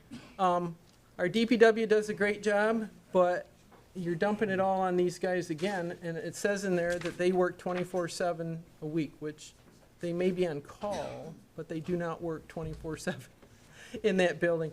And things that they're not going to be able to handle. Mike does wonders with everything, but he's not going to be doing the brick. He's not going to be doing the cleaning, which we farm out. He's not going to be, so all those costs, and I know you're going to have the endowment, that's going to have to pay that. But we have to be more specific in there. And even in the marketing plan, which I found one, actually the state has a good thing that you can copy off of to create your marketing plan for this, because you also have to have costs in your marketing plan, which there aren't any, of what it's going to cost to market this whole thing. So I'm trying to point out the problems so that you can correct this stuff if you really want this grant. Okay? When you put the money into this grant and you put it on the sheet, you have it done wrong. See if I can find it in here. All right. The total project cost is really $2 million. The grant request is $2 million. The match is $200,000. So you really, what you're requesting is 1.8. And if you look at the application instructions, they actually give you that actual example. So that has to be corrected. They give you that right here on this page, how to do that.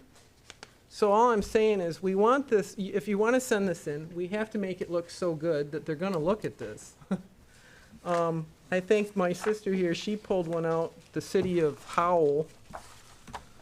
Howell's turned in their application, and I would seriously, but these people have been working on their application for over a year. And it says. It's impossible. It hasn't been announced since. They had this last year. Yeah, this is the second. They had it last year, this grant. Okay, and this is the last year for this one. People have worked on it. She's got, out of 33 people that put in for it last year, 7 got it last year. And they were all for parks. They were all for parks. But And this they year, have renderings, they have pictures, they have so much stuff that it went over the email limit, and so they're gonna have to break it up and send it. And if you wanna see a good example, they have lots of good this examples. is one they're submitting this year. Yes. So you're in And what I'm saying- competition with these people. Yeah, and if we want to be in competition with them, we gotta make it look good. Okay, so can I ask you a question or a favor?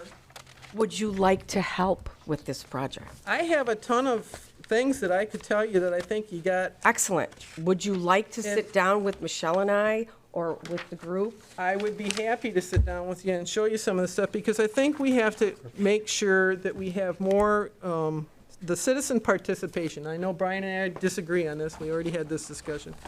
It says in here, the plan must be adopted by the UGLGs and will be required during the application stage. So I don't mean to put our attorney on the spot. We're in the application stage, correct? Yeah, and I think you have another meeting on the 20th. Correct. You're gonna have to, we gotta get some of these So things done. It is often difficult to hear from the public and rule on it the same night. You've heard from the public, you're hearing from each other. You might want to get together, maybe Lisa and anyone. Really, you sound like you get together with the group, put together what's your best shot for the 20th, bring it back. Do we need to have another public hearing? You could have another public hearing on the 20th. We just need be to, sure. or we could? You don't have to, I don't think. Okay. But I think you could, just to. I would want everybody, we need a way to get all this out to I've the never public heard, so they I've can- never heard of a government program that didn't love another public hearing. Sure, why not? So what I think you could do is on the 20th, you take with the feedback, and you've got great comments from your audience this evening. Take the comments you've received, take the comments that you have, and take the examples that you have found. Go meet at, Laura, you're inviting everyone over for pizza or whatever? At Laura's, and sit down and hammer out the best thing we can do for the 20th. Yeah, And because, come back. because we don't want things to say draft on them. We want them to say, here's the facts, here's what we're giving you, here's our marketing plan, here's how we're gonna, and after I looked at this other one, I'm thinking, wow, you know. But they, like I said, they've been working on them a long time, and I know we haven't had the time, and that's why I said last time, they say that these applications take 6 to 9 months to do it, and you guys are trying to cram it into a short time. So we got a lot of work that still has to be done, and you want to make sure that the public and everybody's aware of what the heck we're doing and why we're doing it. But I think there's a lot of deficiencies in here that if we turn this in, they're going to look at it, and then somebody like that, they're definitely going to get the grant. Lisa, you seem to have your finger on the deficiencies. You could be the prime asset on helping get this over the. Yeah, I've got everything, I got my book, I got it all marked up, I got all sorts of stuff for you, but that's what I'm saying, we're so short on time, and we got so much to get done. Oh, we did so much in 2 weeks. I agree, but there's a lot missing, and so you have to, if you want to get the points, I guess, and that's how this is graded, is points, and if we don't have all the stuff in there, we're not going to get the points, and The green space is a tough one, because, you know, we have ideas, and there are things that we can do with the water issue that is there, and taking water away from the building, and, you know. Yeah. Which may require a tear-up of the concrete. Kim knows about that, but we need a, so that's something we didn't include, but we would like to, because it is, I think, 20 worth points, yeah. Yes, it is. Yeah. One thing that would have to be done then on the 20th is the adoption of attachment G authorizing resolution would have to be adopted, because that has to Right. go in. And then you have until the 28th. Yeah. Yes, exactly. Yeah. Final submission. But let's get it all, let's work on it so that if you're gonna turn this in, that we put in a quality thing, because we don't want them looking at this going, oh, wow, you know, they couldn't even do the calculation right. So you understand it was not, I mean, we have until the 28th. But the So public- There's a lot of work, there's a lot of balls in the air. I understand but it. everything that is there is solid information. Well, not all of it, but the public, Michelle went on vacation, so it I was know. really hard to. But the public has to be involved, and that's the big number one thing, and so that we have to have this correct so that the public can give their input on it. If this isn't correct, how do they give their input? They're giving their input on something that now we gotta fix. You know what I'm saying? So you wanna make sure that they're good with it and they understand it, and that's the whole thing with the community. Now it's been on our website since, what, Monday? We've had no. I have a question. Yeah. Have any questions been asked by, like, because it's been on the website, I mean, has anybody addressed and said, hey, how is? No, the only questions I've been following are the questions that go to the grant people on all the issues. And I posted that today, okay? I posted a link to that, because I wanted people to read. There's 10 pages of interesting questions here of things that, and they update them every so often. But this is what we have to be careful of. We have to make sure that what the answers they're giving these questions, we're complying with. We don't want to get this grant and then find out we got to pay it back. I mean, the city doesn't have $2 million to pay back, but we have to make sure that we're doing this and following the process. But I'll let somebody else finally talk now. Go ahead. Laura, to answer your question, we've received no calls in the office with questions. I do have a question. So it's nice of everybody to come and speak, but it seemed like the majority of the people who spoke were on a committee for the historic committee or whatever. Where is the average citizen? How have you reached out to them? No. They gotta be low income. Yeah. Low income, average citizens. All these other people did multiple public hearings. They reached out, they went into the community and they talked to them to get their feedback. You have to. So that's another thing that's deficient in this is whether you all like it or not, we need more feedback from the average guy in Marine City. Yeah, you're required, because of the citizen participation, okay? Yeah. So you're required to bring in the information from the low income and actually they want you to go out and seek these people. Yep. And you have to get input from them on what you're gonna put into this building because technically this is what this grant is for, is these people, to make sure that they have a say. So, yeah, it's great that everybody's talked about it, but you have to show how you've gone to this group of people and you've made every attempt to get their input so that they feel they're involved. So that's gonna be another thing. City attorney, is a public hearing not only necessary, but a sufficient fulfillment of that requirement? Public hearing requirements, you know, when you do an ordinance or when you're doing anything else, that's the requirement. If you're gonna have a ZBA, you contact people within 300 feet and you hold a public hearing. You try to reach out to those who are impacted by the event. I mean, I think putting this on the website and having public hearings, that's why I said, let's just have another one on the 20th. Maybe you guys could put out a little more targeted effort during the next week or two and maybe try to reach these types of groups in the community and send out your public notice to some targeted audiences and then be able to share that with us on the 20th. Yeah, there's an entire citizen participation and other requirements that go along with this grant, and that's where this is coming from. Just target your public notice a little more instead of, Just a general one. yeah, we can do it, you can do it. Yeah, it says here, citizens with particular emphasis on persons of low, moderate income who are residents of slum or blighted areas must be encouraged to submit their views and proposals regarding the community development housing needs. So that's an area that if you want to get to it, we have to work on some of that too. So I would like to address, there are regular citizens here. They don't want to get up and talk. They're not comfortable. A lot of what we are saying is, thank you, is representing, we're in groups. Our groups have a lot of members, or not a lot of members, but we are out talking. I was involved with the Teen Center for years. I know what low income and moderate income is, especially with a lot of the teens. So I have been working on this for 5 years. I've been working on a community center idea for over a year. So I'm not saying, yes, I will be more than happy, but don't for a minute think that I have not been talking to people of every type of ability, disability, and income level. But we have to show it, Laura. I mean, I understand Just that. document it. Okay. Got to document, yes. Okay. We'll do that. It's to help you get the grant.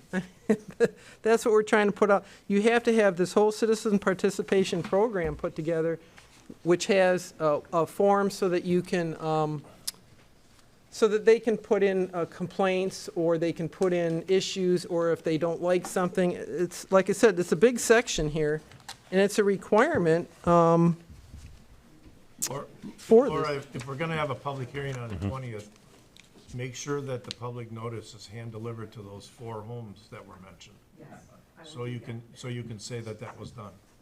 Yeah, it's just, I understand people that don't want to speak up, but they can write letters, they can do a lot of things. They don't have to come here to speak. They can send in a letter like Annalise did, but we have to make sure that we're getting their input, and because it's important. It's an important part of the thing. And we have to have a plan here.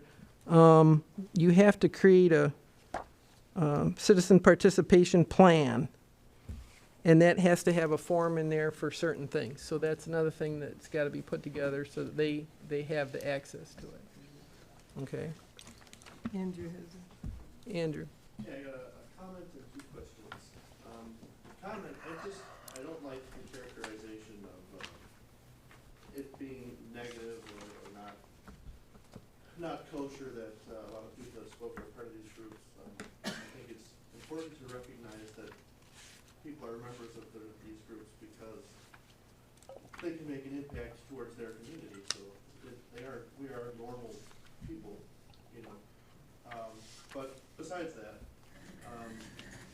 2 questions. Number 1, do you have any guidance through the city as to which areas we should look to target these people? Because that, to me, Sure. this is going to be the number 1 thing is happy to target these groups, but I just need information, or we need information as to where to find them. And number 2 is, if we come back on the 20th, having reached out to these areas, and we receive little to no feedback, if that is the case, hopefully it won't be the case, is that going to be enough to satisfy? I mean, we can't force them, but. Correct. So. It's just to make sure that you've done it. So you documented them. And I wasn't trying to be disparaging. It's great all these people volunteer. We just need the other people to give their feedback also. I think if the city can help us out and give us guidance as to where to go, that would be. Sure, good. One. Yes. What do they do with the letters when people write, I gave a letter, what happens to the letter? Those should be included into the public record, and it'll be documented right in with the. Because a lot of people wanted to write or comment, but they said. Yeah, so we need to. Listen, or they're not going to put in a file, or, you know, it's just going to be made up. No, the letters will be kept with this as part of the public record. And now we do it with that. If they're not here and they want it read, yes. And you should say that you would like it read. Yeah, correct. Because they didn't state that when they stated on the advertisement for the meeting, they just said bring in your comments to the city clerk, you know, and a lot of people were like, well, then what, you know? And Okay, so well, we can they add said that. If you wanted it read, or if you wanted to be, if you had to be there. Yeah. So a lot of people were like, you know, just forget it. Because I talked to people and they were like, oh, I'd like to write a letter or something, but I figured. Yeah, we could include them. We can put that on the next public notice. Yeah, we'll make sure that we put it on there. Yeah, that they can write a letter, it will be recorded into the public record, and it will, and if they're not able to come, then it will be read just like that See, one. they didn't say that, so a Yeah. lot of people figured it wouldn't even be read if they weren't there. Yeah. But a lot of them didn't want to come and speak, but they would send a letter. so Yep. it would be read. No, we can do that. wasn't Yeah, clarified. that's right. Yep. We can fix that Right too. here. Yep. That they'll read. All right, any of you guys down there? I think you've been talking the most. Anything? Go ahead. No? I would just had one. You said 2.23 million was what Monahan said to do to get everything with the building done. So it's fair to say nothing around it is going to be happening then, as far as what you put on the cost sheet. And so it's just going to be the building now that. That was without the interior demo, without the River Act teen zone improvements, and without the sprinkler system. So that's a Right. So pretty there's big nothing chunk going of on that off. outside of the building. There is some sidewalks that will be replaced, and there was a quote, there was a, you did get a quote for a roof, didn't you, Roof? Well, yeah, that's the building. Yeah, I'm saying like the sidewalk area. You guys had a basketball court. That There's some sidewalks that are not really ADA accessible, so there is, there's some Well, green space. But as far as bringing the whole object is. But you need a rendering of that. You don't have that, and that counts towards your points. You only have your renderings, which really aren't renderings on the inside. You need one for the outside. Okay.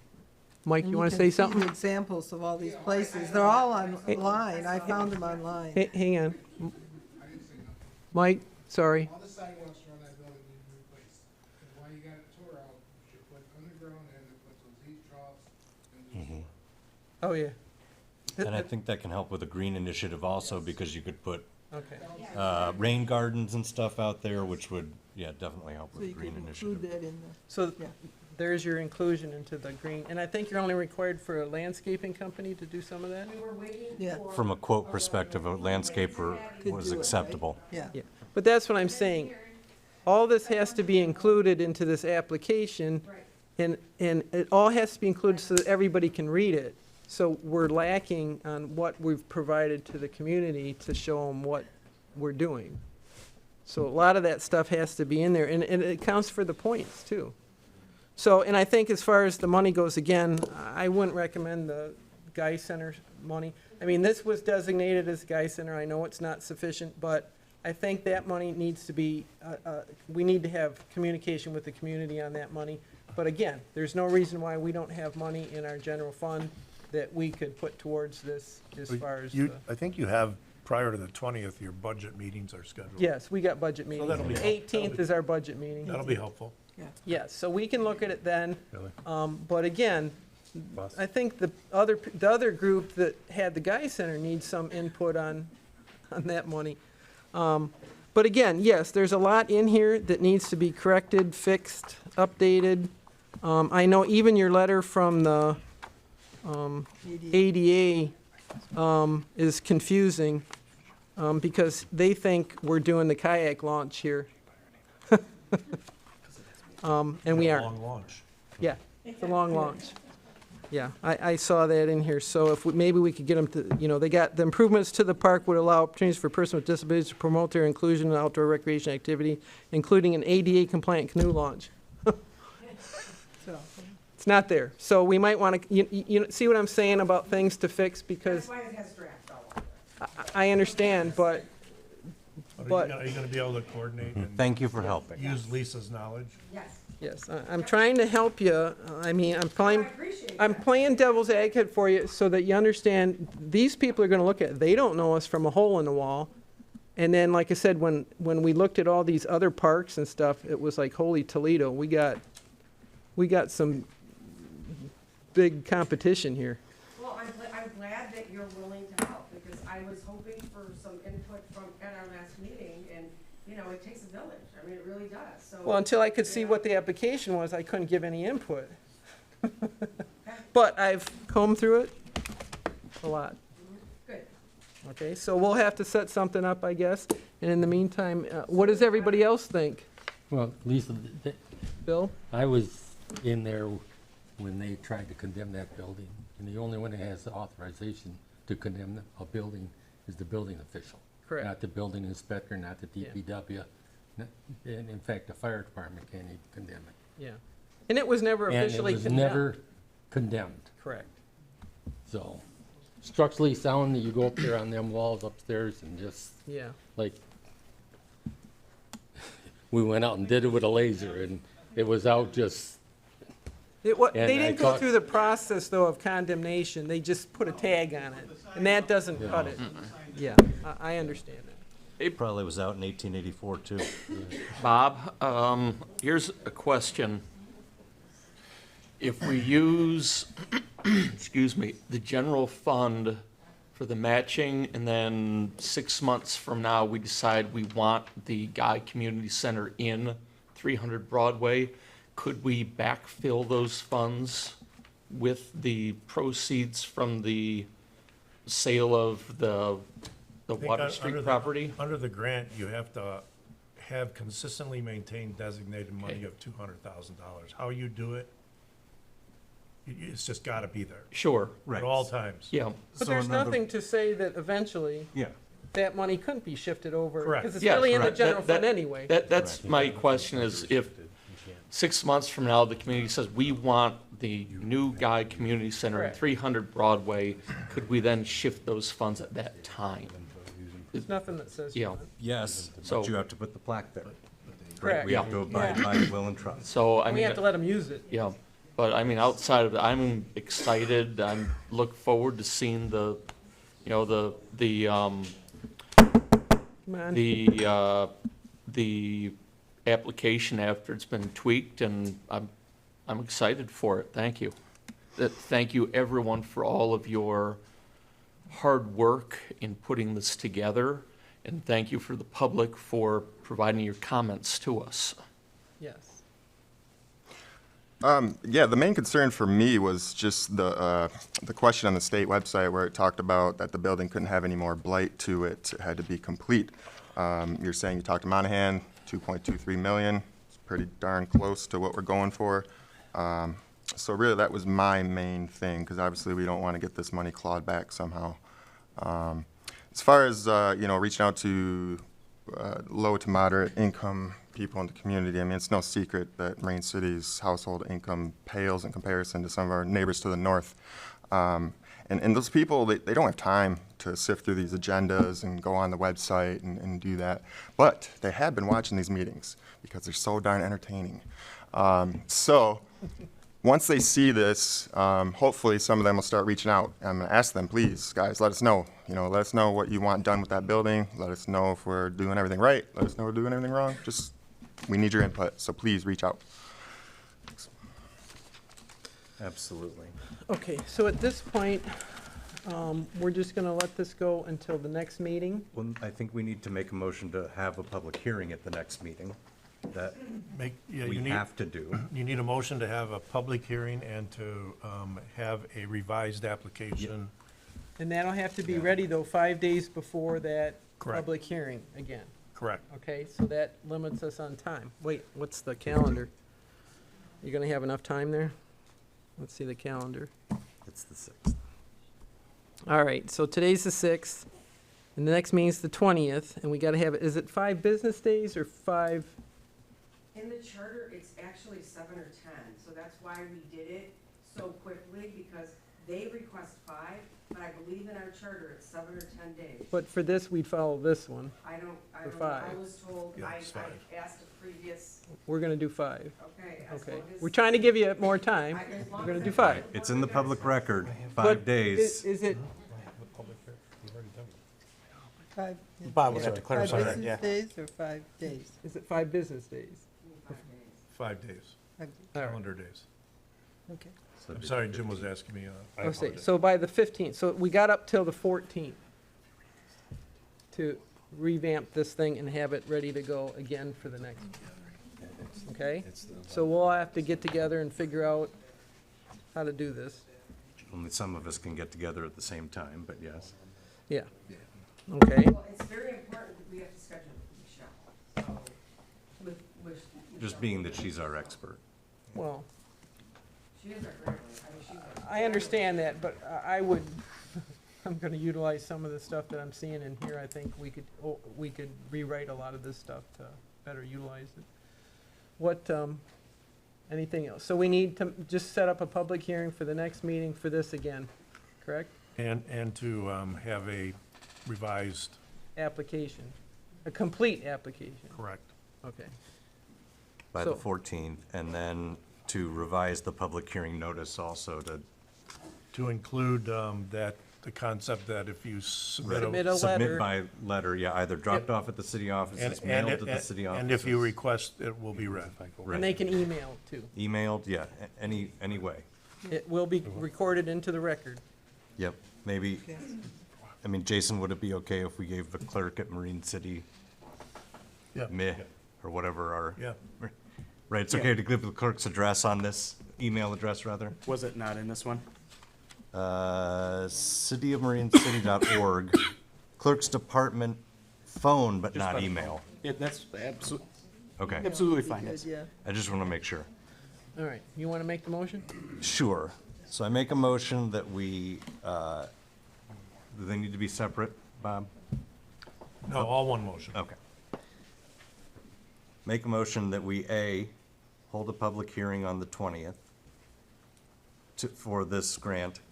B, release a new notice of public hearing, including the concept that anyone in the city can write via mail, drop off a letter, or email it to our city clerk, and that it will be read, if desired, into the public record at the next public hearing.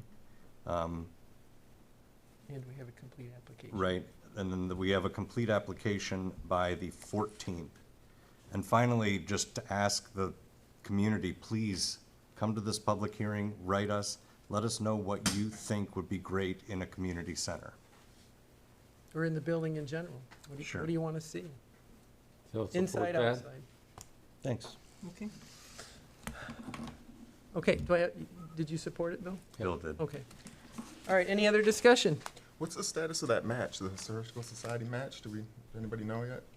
Did they mention it? Oh, the historic group, anything? The match is based on, acceptance, Heather, of this grant? It would be based on the Acceptance. So we wouldn't know until June. When we find out about this grant, if we got it, then they would then do the match. And are you still going to be donating that money towards this? Yes. Okay. Yeah.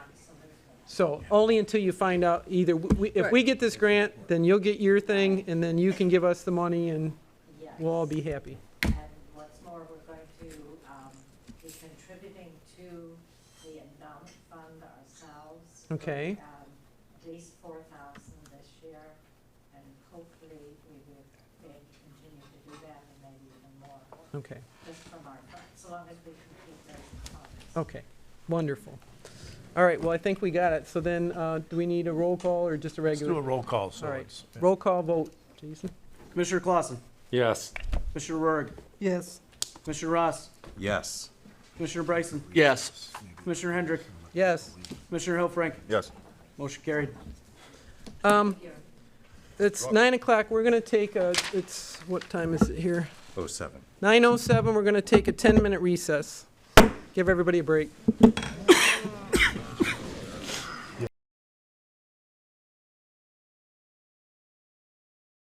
Like a good guy. Gavel action going, Bill. Yep, well, I'm working on it.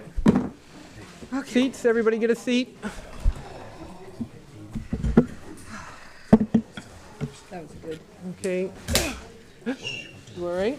Yeah. There's a veneer coming off. All right, we're going to go back into session at 9:16. Might want to. Bill, hurry. There he is.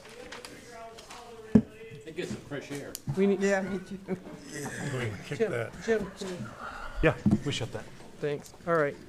All right, we're going to start moving along here. We got a lot more to go.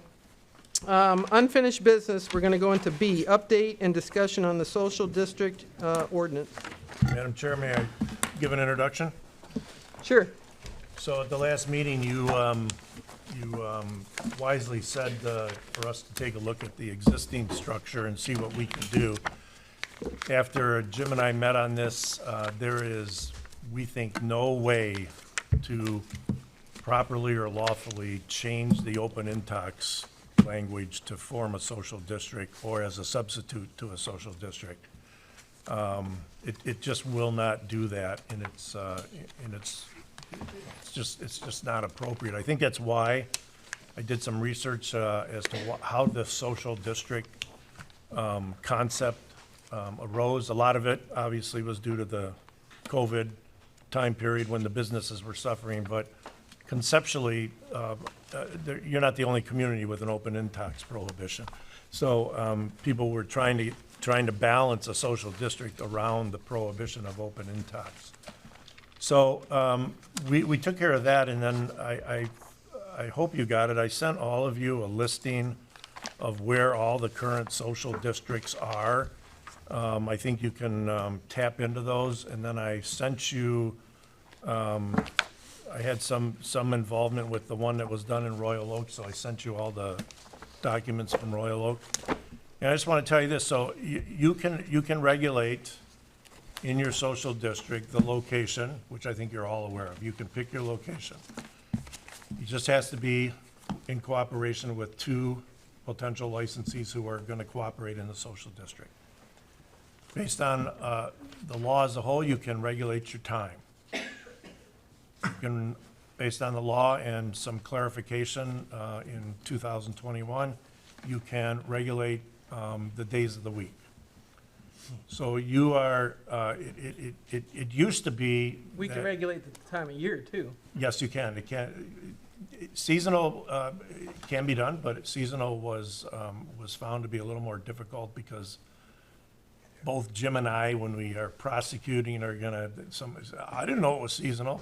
But anyways, yes. And then I sent you the legislative change that shows that it used to be a conflict of, because you guys have a lot of special events. And how does that balance with a social district? And I sent you the clarification on the statute on that. I think that they've worked that out well. They can coincide so that you don't have to have one or the other. One doesn't exclude the other. And it used to be that you had to end your social district at the same time that, like, bars generally close. But here, with the clarification, you can kind of just pick your time for the duration of the social district. So I noticed if you start canvassing, you can go online to any of those communities that I gave you a list of and just hit social district, and they're all very proud of them.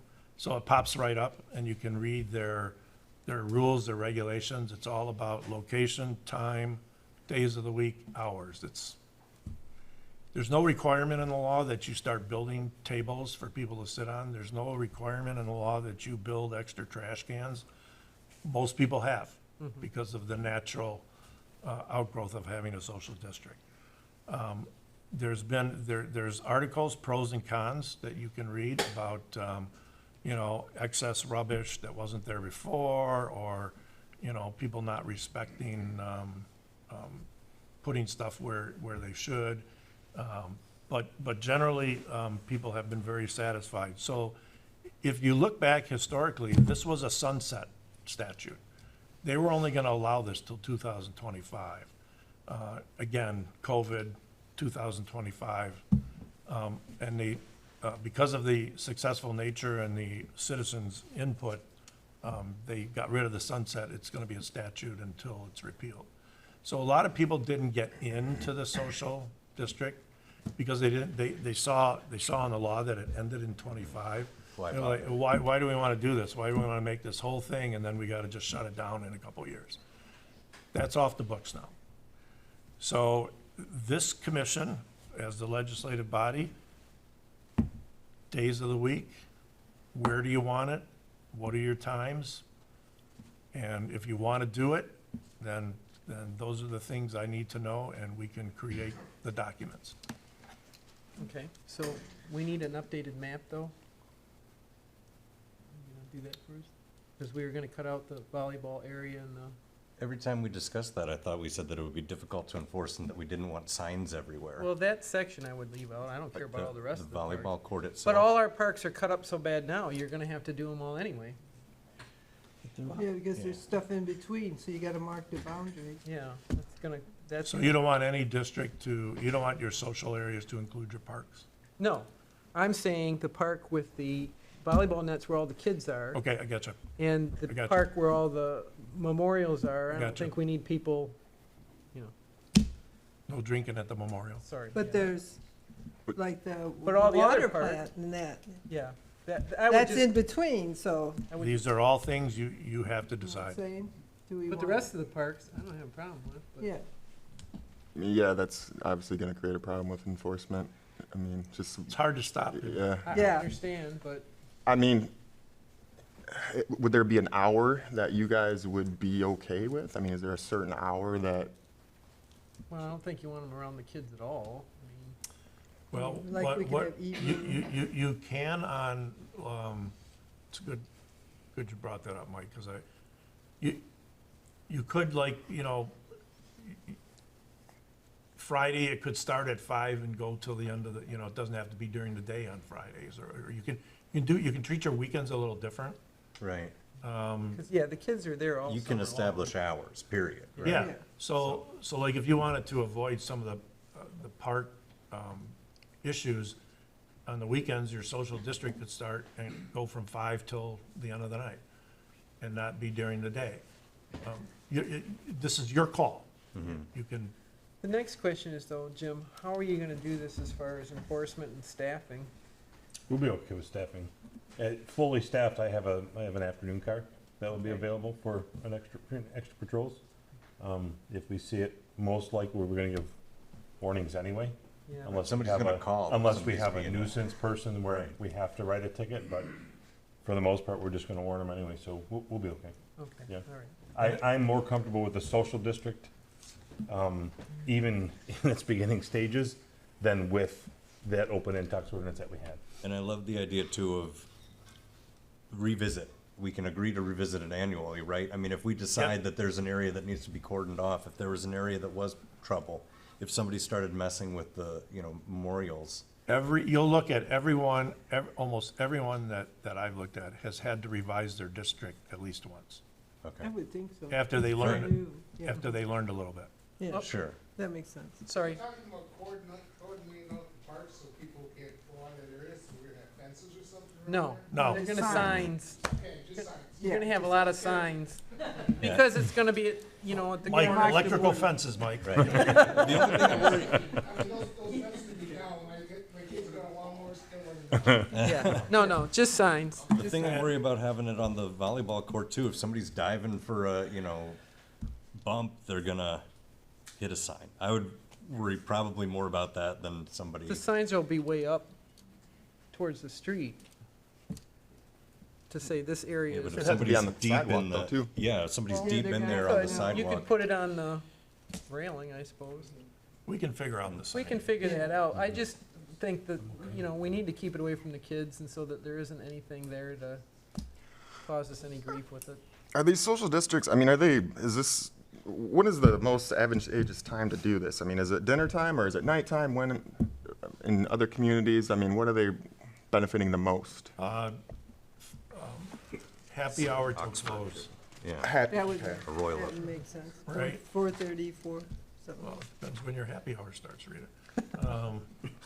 Well, Same as- you're happy hour. Right, Mine might I start would early. say, Mike, 9:26. it's generally been the most used in the evening hours, and then in particular Friday and Saturday nights. Yeah, that's what I And was. Royal Oak is 11 a.m. to 10 p.m. Do they pick days? Right, Year-round, 7 days a week, they say. right, but I talk to them and they just don't get a lot of that type of activity Sure. at 11 a.m. in the morning unless it's an out-of-town visitor or people are doing something else and they've come to Royal Oak and they want to walk around with a drink. Okay. So then are we just gonna push this to the next meeting to come Well, up I with just- what we want? I- Or I- do you want us to send what we think and you can put it all Or together? did you want us to hash it out right now? Anything you can give me to get started. All right? Well, let's back up a little. Do you want to get started? Do you want to see what it would look like? That's probably first. And then if Yes. you want to see what it looks like, do you want it 7 days a week? What hours do you want to go with at first? And I can write it up in draft, and then you can pick it apart. How hard is it, have any of the communities said, well, we only do it on Friday and Saturday night, but we have trouble on Wednesday because people say, well, I heard I could drink I here. have not seen, Any of that? I have not seen anyone that limited it to just 2 days a week. Okay. And that was the concern that we had with the open intox, is that it was different days, it wasn't consistent. Yeah. Yeah, I mean, the it's gotta be- consistency will help everybody, so my officers aren't in the patrol car going, pulling a piece of paper down, it's Tuesday at 4 o'clock. Yeah, I'm not writing a ticket for it now because, wait, no, it's Wednesday. Nope, you're getting a ticket. I mean, let's just use an example. Say, once it was out and you guys were 7 days a week, 5 to midnight, 5 to 11. Right. Let's just say that, I'm not saying that's what you're doing, but that doesn't take long to get used to, right? I mean, Jim, you would prefer consistency and regularity, right? That would make sense. That's an easy thing to keep up. Easiest way to do it, yes, sir. Right. So I would request that we all, keep that spirit in mind when thinking about. And I mean, I'm okay, like, for the weekend, I mean, obviously on the weekends, we're busier downtown. If you wanted to extend the hours on the weekend, I don't see a harm in that. Like, if you wanted to limit Monday through, or Sunday through Thursday, let's just say 3 to 11. And then Friday and Saturday, you can go from 3 till 1 AM. Just, just the weekend, Ed, there's still consistency there. Right. 2 extra hours won't kill, but I'm just saying. But the easiest for sure. Yes. 7 The days, easier, the better for same us. time every day. Mhm, yes. Plus the fact that if you did cut a day out, the bar owners have to make sure they're not selling it. Yeah, and just remember that nothing changes on the bar owner's side of liability for overserve and other things that they're already exposed to. And they have to buy additional permits for this. Right. Each participating bar Right. does need to, from what I read that Right. you Right. gave us, Right. there needs to be 2 sponsors, but still anybody wanting to participate Yeah. has to put in. But That's correct. they have to get licenses for We it. need, Correct. Brian, we need 2 to form it. And the rest can join. Which are here. They Right, we have those. raised their Yeah, hands. the two, okay. So why don't I draft up what it would look like and just go 5 to 11, 7 days a week, and then you guys can tweak around with it at the next meeting. All right, thank you. Okay. Sounds like a plan. Okay? That's it. So you don't need anything else from us? No, I appreciate All it. right. And please, if you get a chance, just pick up one of those communities, click on their websites and take a look, and maybe it'll trigger some different ideas for you. I just had a closing comment there. I would like to see this part as a bigger plan, honestly, like a movie in the park, or, St. Clair has a lot of stuff going on the weekends. Yep. And if we could get something along those lines, anything, I think that would be really advantageous to the downtown businesses as well. Speaking of that, I mean, we just received an application permit for music in the park. Okay. Yep. I mean, this would be an opportunity for somebody to sit down there and not have to worry about drinking in the park. I mean, I'm enjoying the music in the park, and I can have myself a drink, Yeah, Mike, we, in the village of Oxford, they arrange, and downtown Lake Orion the same. They do music every weekend in their little pavilion areas, and the social district functions with it. Yeah. So if they want to, they can bring their own? Is that what you're saying? No. It's gotta no. be from the bar. No, Yes. yes. That's why I In the wanted to cup make sure. with the Kinda sticker sounded like, Buy yes. the stickers. and Yep, the bar stick. Yep, Right. sorry about that. Yeah. No, That's okay. can't bring your own. Correct. I wanted to be sure about that, okay. All right, done with that one. We're getting there. All right, we're gonna move on to 11C, update on city manager search. Okay. Jim? So, I know we've got until the 14th of April to accept applications. Our consultant, Scott Atkins, has relayed his interest in putting in for the position. I have worked with him now for 2 months. He is promulgating me a list of everything he's accomplished in these last 2 months. I am planning on having a proposal to this board for the 20th meeting, with the idea of just offering Scott the position of city manager. He is a wealth of knowledge. I fully intend on doing a level 2 background on him. Everything that we said we were gonna do, I plan on doing for Scott. And, I will have a proposal for you for the 20th of April. He wants to do it in a part-time capacity, 4 days a week, 8 hours a day, and the fee is yet to be determined. This is just something that was sprung on me on Monday. So he has done some serious thinking and really wants to be part of this team and part of this city moving forward for at least 2 years. Would he require benefits? No, No benefits. So that's a plus. you made it clear, no benefit. And the other benefit to this is, we went through the regular full process. We probably wouldn't be looking at pulling a city manager on board until probably the first week of June. This would expedite that process, get him on board. He is fully aware of the budget, has helped with the budget, has helped with hiring an admin clerk, which we'll talk about, in letter D. But he is a diamond in the rough, and we are lucky to have him. We are lucky that he wants to put his name in the ring for this position. So I will have a proposal for you, and then you guys can do with it what you will for the 20th. Okay. Do we have one more? We have a meeting. Selection committee meeting before then?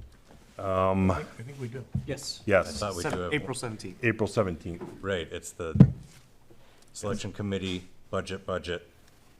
Yeah. There's a historic. Commission meeting. Yes, every night during the week. It's your busy, But- it's a busy but week. It's a busy week. To add to it, though, I do have, I believe, 5 resumes. Okay, yeah. On top of everything, so, but we can talk about it as a city manager search committee meeting, and then I will have the proposal to you for your packets for that meeting on the 20th. Can you resend out everybody his resume again so they can look I at it? can. I'll fully send out his resume and a letter from him dictating everything he's been working on, what he's accomplished, and what he knows that we're deficient in. I know currently he's working on updating the city's policies and procedures, Oh. which are very deficient. Yes. So. Yeah, he's very knowledgeable. You know what? Stop in and see him if you guys get a chance. He's off. He took today off today. He classifies as a holiday because it was opening day for the Tigers, big Tigers fan. Home Next- opener. What's that? Home opener, I think, right? It was, yes. They've already Next week, he's going to a conference, so he will not be in the office at all next week. But the following week, Yeah, stop in and stop see in him. and see him. He is a good individual. He's there 4 days now. He is limited to his 20 hours until we can get to his consulting agreement tonight. Yes, he's only I'm just limited. asking, is there a window? Like, what's the window? during He's the usually day? there first thing in the morning, about 8 a.m. So 8 to noon, roughly? Roughly. Okay. Yeah. Just, trying to Yes. figure out when to go see him. Yep. Okay. Okay, any other questions for Jim? Alrighty, next one, 11D, update on office staffing. Thursday, not last week, but the Thursday prior, Nicole, Michelle, and Scott interviewed 3 candidates for the admin clerk position. A subsequent job offer was given to an individual who is getting married, I believe, in October and moving to East China. Leaving her current job to come here. She accepted the job offer and will start April 17th, I believe. 12th? 12th. Thank you. Sorry. Can I say her name? No, let's leave that until. Okay. So, yeah, she's accepted and will start on April 12th. So if you get a chance, stop in next week after the 12th and see her. So that's all I have. Any other questions for Jim? All right, well, I'll keep moving on here. We're gonna move on to new business, master plan firm selection. We had a letter from the planning commission. It reads, Mayor Van Bosch and city commissioners, at its last meeting on March 13th, 2023, the members of the planning commission voted to recommend that the city contract with McKenna for the city's master plan and recreation plan updates. Their fee for the project is $40,000 and will take 9 to 10 months for completion. 4 companies responded to our RFP, 2 of which were interviewed by the planning commission prior to making the above decision. McKenna was judged to meet the needs of the project in terms of the stated plan of work experience and especially their people skills. From the planning commission, Joe Moran, chairman. I went through all these even before the other, just to look through them, and I thought they were very, McKenna was offering a lot more than Wade Trim was offering as far as items. So if you want to do this, I need to have a motion to accept the planning commission's recommendation for contracting with McKenna for the city's master plan and recreation plan updates as outlined in their proposal for a fee not to exceed $40,000. Okay, I'll make that motion.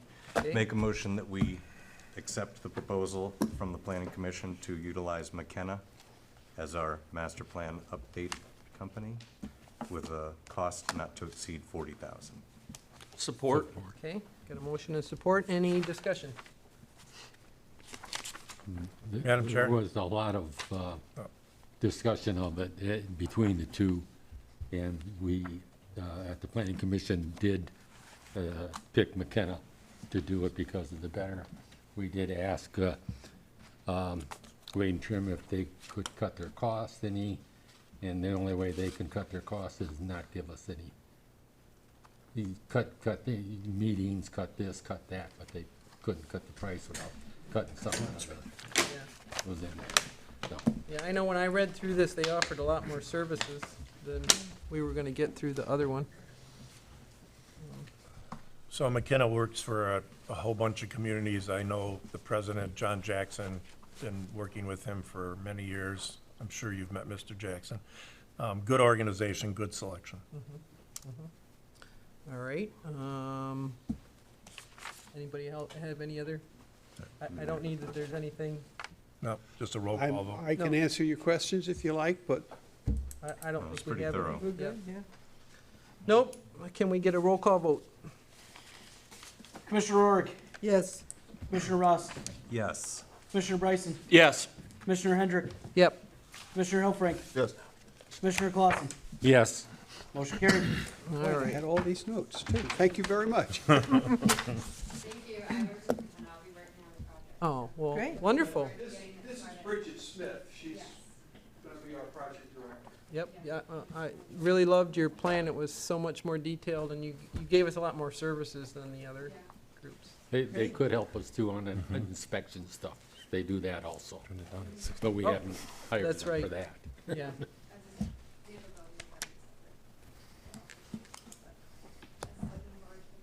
Wonderful, thank you. Welcome. All righty, let's move on to, where are we at here? 12B, consulting agreement with Scott Atkins.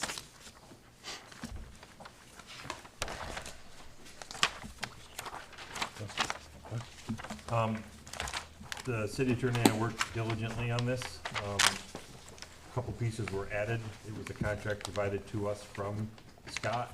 Additional items were added from city attorney Davis, with no disagreement from Scott. Agreements were made, and it's brought before you tonight for signing, so he can start working 30 hours a week in the office. Okay, so I need a motion to approve the consulting agreement for Scott Atkins as presented. So moved. Support. Right, any discussion? Yeah, was the 30 hours specifically mentioned, or would we mention that in the, I didn't recall seeing it in here. I really appreciated, though, how simple it was. It was very straightforward, simple, plain language. Time you can be brief. Yeah. But I mean, is there any reason to limit them to 30, or, I mean, The 30 hours was. more his limit? Well, I think it was more your guys' limit when we initially agreed to bring him on. If you want to allow me to bring him in 40 hours a week, I'm okay with that too. I mean, he is needed in City Hall.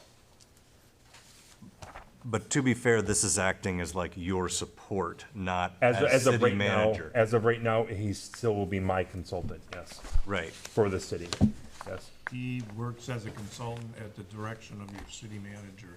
Sure.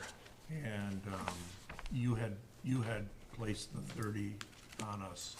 You don't have to stick with that. Okay. Do we have to change anything in here, or just No. say we? It would just need to be an addendum to the motion, I think, right? Well, Yes. You can make it so that it's, let Jim use his discretion of when he needs them. I'm not gonna keep him 60 hours by any means, Yeah. but. Yeah, we don't want to drive them away You want either. him to work 32? Right. yeah. So I mean, if we want to agree at 32 to 40, I'm okay with that Why too, don't you 'cause just say not to exceed 40? 40 hours a week. Yeah. Yeah, because we have a lengthy list of things that we are working on. And he is a wealth of knowledge that, to be honest with you, he is tackling projects I would have never even thought of doing, that we're deficient at. Will that work if we say Not to not exceed to Not to exceed exceed 40, 40? absolutely. I will amend my motion to not to exceed 40 hours per week. Perfect, thank you, sir. Who supported? Support. Okay. Thank you. All right, any other questions? All right, roll call. Commissioner Ross, Yes. Commissioner Bryson, Yes. Commissioner Hendrick, Yep. Commissioner Hilfrank, Yes. Commissioner Clausen, Yes. Commissioner Rourke. Yes. Motion carried. All righty, we're getting there. 12C, you're up.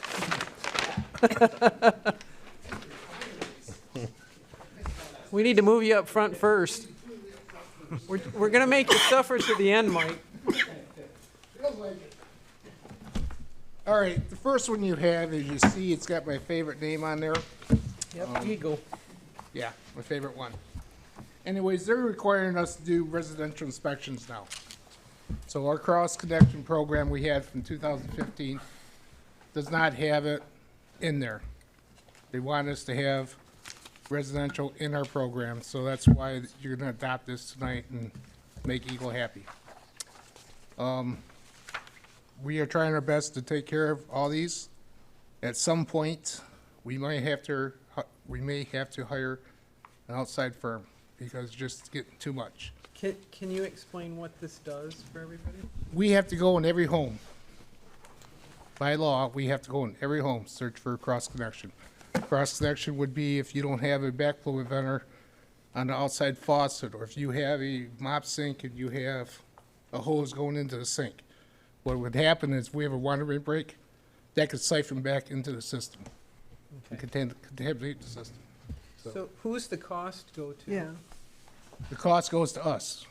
Oh, we're paying, not the homeowner? No, we're paying.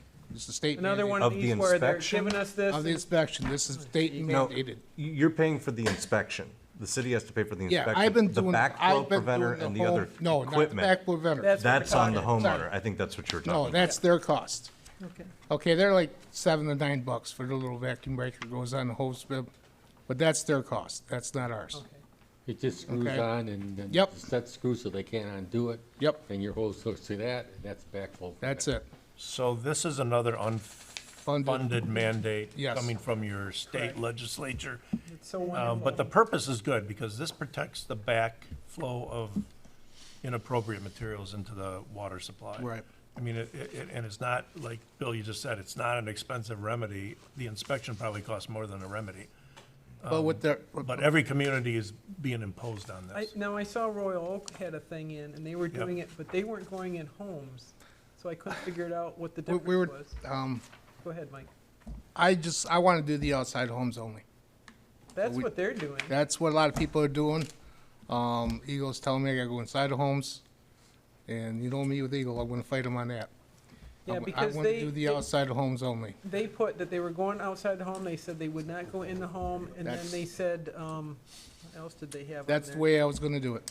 So Mike, you're gonna comply with Eagle. I'm complying with Eagle, yes. There we go. Which Is means this he's part of your gotta go in the consent? home. No, This just, is part of my Just consent. I don't want a record where he's. So how often This- do you have to do this? Oh, that's. All depends on what you have in your home. If you have an irrigation system with the backflow preventer on there, PVV, you have to have that tested every 5 years. If you just have a normal home, anywhere from 5 to 10 years. So inspections and paperwork. Yeah, Yep. yep. Okay. Because I saw Royal Oak, they said it was gonna take them 5 years to do the whole community. Right. And they would have to redo it in 10 years again. Yes, Right. because they got so many people. Correct. We have roughly 2,000 to do. But on top of what we have to do for our businesses and the commercial businesses, we don't have the manpower to go to homes. Now, they hired a company. Hydro Court, Yes. yes. That's who everyone hires. Yep. Oh. But we can try this. I don't know, you know, if we can switch schedules around where somebody go into factories, check for RPZs, check fire protection. I've been training Joe, so he can. Uh-oh. Mike, did you, there's the one company that she mentions, Hydro Corp. Did you try getting a quote from them? No, I have not. I have not got a quote from nobody yet Why on don't- this. why don't- We'll move forward here, but I think you're gonna move forward here, but in time, why don't you get a quote from them and Yeah, just let us see what it looks like? Because we've had other communities undertake this, and then when they got the quote, they said, whoa, let's just use them. Right, and you know, Yeah. and I don't have the BSNA program set up to keep track of this. So right now, Makes it, and they It they makes keep it so track- much easier. They have a database, they Yes. supply you with a database, yes, and it's very economical. and that would make, Get a bid from them, Eagle very much happy too. yes. And wouldn't they have to put out the brochure? Yes. And all that? They Yes. can do everything for us. They And do, then- they do everything. And I then already- we don't put our people in jeopardy of having to make home entries and then later get challenged in Right. the home entry. That's where your big issue's gonna be. Right, and you know, HydroCorp, just like us, whoever does the inspections, will be having a city truck or HydroCorp truck, a yellow vest and ID. So if they don't have the yellow vest which says Marine City DPW or an ID or a city truck, call the police, call Jim. Because there's people out there trying to say that they're there to do a inspection and, Case in the joint. Well, yeah, if they're, there's nobody. This if they're says doing that- it through an inspection, can our plumbing, mechanical, No, you cost too much money that way. Well, if you got a permit fee, which you have already on the permit program, it says backflow preventer. Yes, And my guys have to check that. they check it, but I have to make sure that it's tested. That's my part of it, that has How to you be gonna tested. test it? You turn it on, turn it off? It meets No, well? every time you install the RPZ, it has to be tested. And once a year, they have to be tested. So they have to hire a contractor to come in and test it. Then send me the paperwork. You turn it on and turn it off. You don't just turn them on, turn them off. Yeah, well, I'm familiar with that. So what if homeowners don't do this? I'm sorry, what was that? What if the homeowners don't do this? What's their incentive to actually cooperate with this? Well, we have penalties in our ordinance to cover that. Really? Yeah. Is there like a percentage you gotta hit? As far, I mean, is it 100%? They want 100%. Good luck. Did they give you a timeline of how many years? Well, I've been doing it for a couple of years, and apparently they don't like how many I'm doing a year. They want me to do more. Oh, jeez. Yeah, so this year we did 154 so far. And how many do you got total? 2,000 roughly. Mike, take a look at that bid. I'm going to. I'm going to call. I'm just. But, you I'm know, just telling it's like, I know you're fair, Mike. I don't want nobody in my house either. I really don't. And, you know, like, until they push it, I'm going to have them do the outside of the houses. Like I Okay. said, I read Royal Oaks and it said right on the webpage, outside only, they will not come in your house. Yep, but Eagle says you have to. State law Wow. says you have to. Yeah, I see a lot of people saying that's not happening. I agree 100%, and I'm not forcing that issue. And trying to get a hold of people when they're at work or catching them when they're home anyway. Well, what we do is we mail a flyer out and tell you that we're gonna be in your neighborhood that week. So if you got any pets or dogs, leave your dogs in the house, your gate open, whatever, and we just walk around your house, Yeah. get in our truck and go. And if we do find a violation, we send you a letter, tell you where the violation is, take care of it, Send the paperwork. send the paperwork, yep. Yeah, okay. Any other questions from? Yeah, I mean, I know we've been screaming about rental inspections for a long time. Is there any way to like get that firm to do those too? No, they don't do that. They don't do that, okay. No. Just a question. I was gonna discuss that, with my city manager. Oh, okay, perfect. All right, anything else for him on this one? Yeah, is there an internal backflow preventer too? Is that what the inside of the house inspection is for? The house inspection is for if you got a mop sink. Oh, Most of your older right, homes right. have a mop sink and their faucet has threaded on it. got it, So they hook a garden hose to that and let it sit in the water, soapy water. got it. And they're filling it up. We have a water main And break. it sucks in, The right? soapy water sucks. Got it. Or your spigots outside? Exactly. A lot of people use fertilizers. So anything with a threaded connection, backflow preventer? Yes, And you're good? yes. Okay. And they're, I think I read they're like $5, Yeah, they're $5 to $7. yeah, Home Depot, there might be a little bit more down here, but Home Depot, Menards, all right. Lumberjack? Lumberjack, yes. Just saying, shop local. So, yeah, maybe you could let Lumberjack know that you're gonna start this and there might be a run on them. Yeah, Well, Elginak's Stock already, some more? Elginak's doing it already, Did so I they? mean, yeah. Okay, Yeah, I think East China and St. Clair starting theirs already too. good then. So, Give them some business. Yeah. yep. All right, anything else? Okay, so I need a motion to approve the Eagle Cross Connection residential program. I'll make a motion to approve the Eagle Cross Connection Program. Support? All right, any other further discussion? If not, let's do a roll call vote. Commissioner Bryson, Yes. Commissioner Hendrick, Yep. Commissioner Hillfrank, Yes. Commissioner Clausen, Yes. Commissioner Rurik, Yes. Commissioner Ross. Yes. Motion carried. All right, next item, 12D, DPW salt purchase. Now, most of you don't know about my deal, which is a state purchasing agreement that we belong to. What that does is everybody in the state puts in their order for salt. And then the state puts it out for a competitive bid. So like last year, we paid $47.50 a ton, where the average person, say if Jim wanted to go down and get a salt, he'd be paying $100 a ton. So this is where our savings comes through my deal. So we usually go about 300 tons a year. And, if we get it for $47.50 a ton, we're saving a lot of money. If we had to pay the $100 to $125 a ton, we're out a lot of money. So, You didn't have to use too much this year. No. Actually, we did use a lot because of all that little stuff. I see. All right. Okay, so I need a motion, let's see, got rid of that one. I need a motion to waive competitive bidding for the DPW salt purchase first. So moved. Support?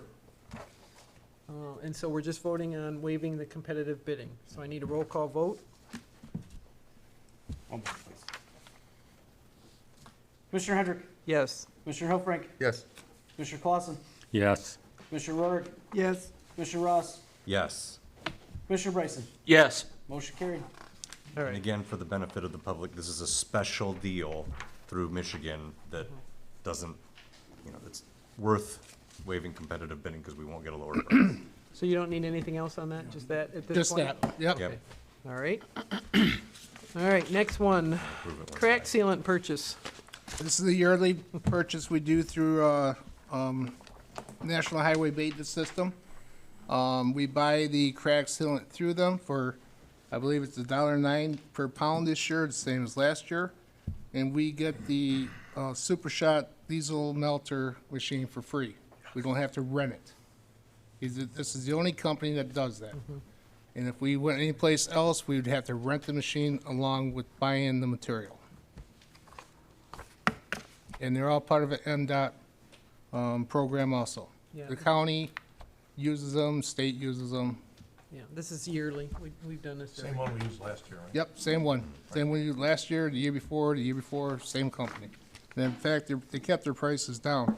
Still I was gonna say, $1.09. with gas prices, I'm impressed that they're that I low. was expecting to be about $1.75 a pound, and they Yeah. kept it at 109. All right, so I need a motion to waive competitive bidding for the crack sealant purchase from National Highway Maintenance System.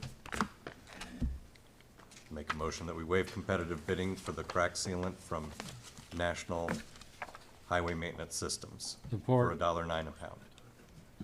Did you support that, Bill? Yeah. Okay. Got a motion and support. If there's no other questions, roll call vote. Commissioner Hillfrank, Yes.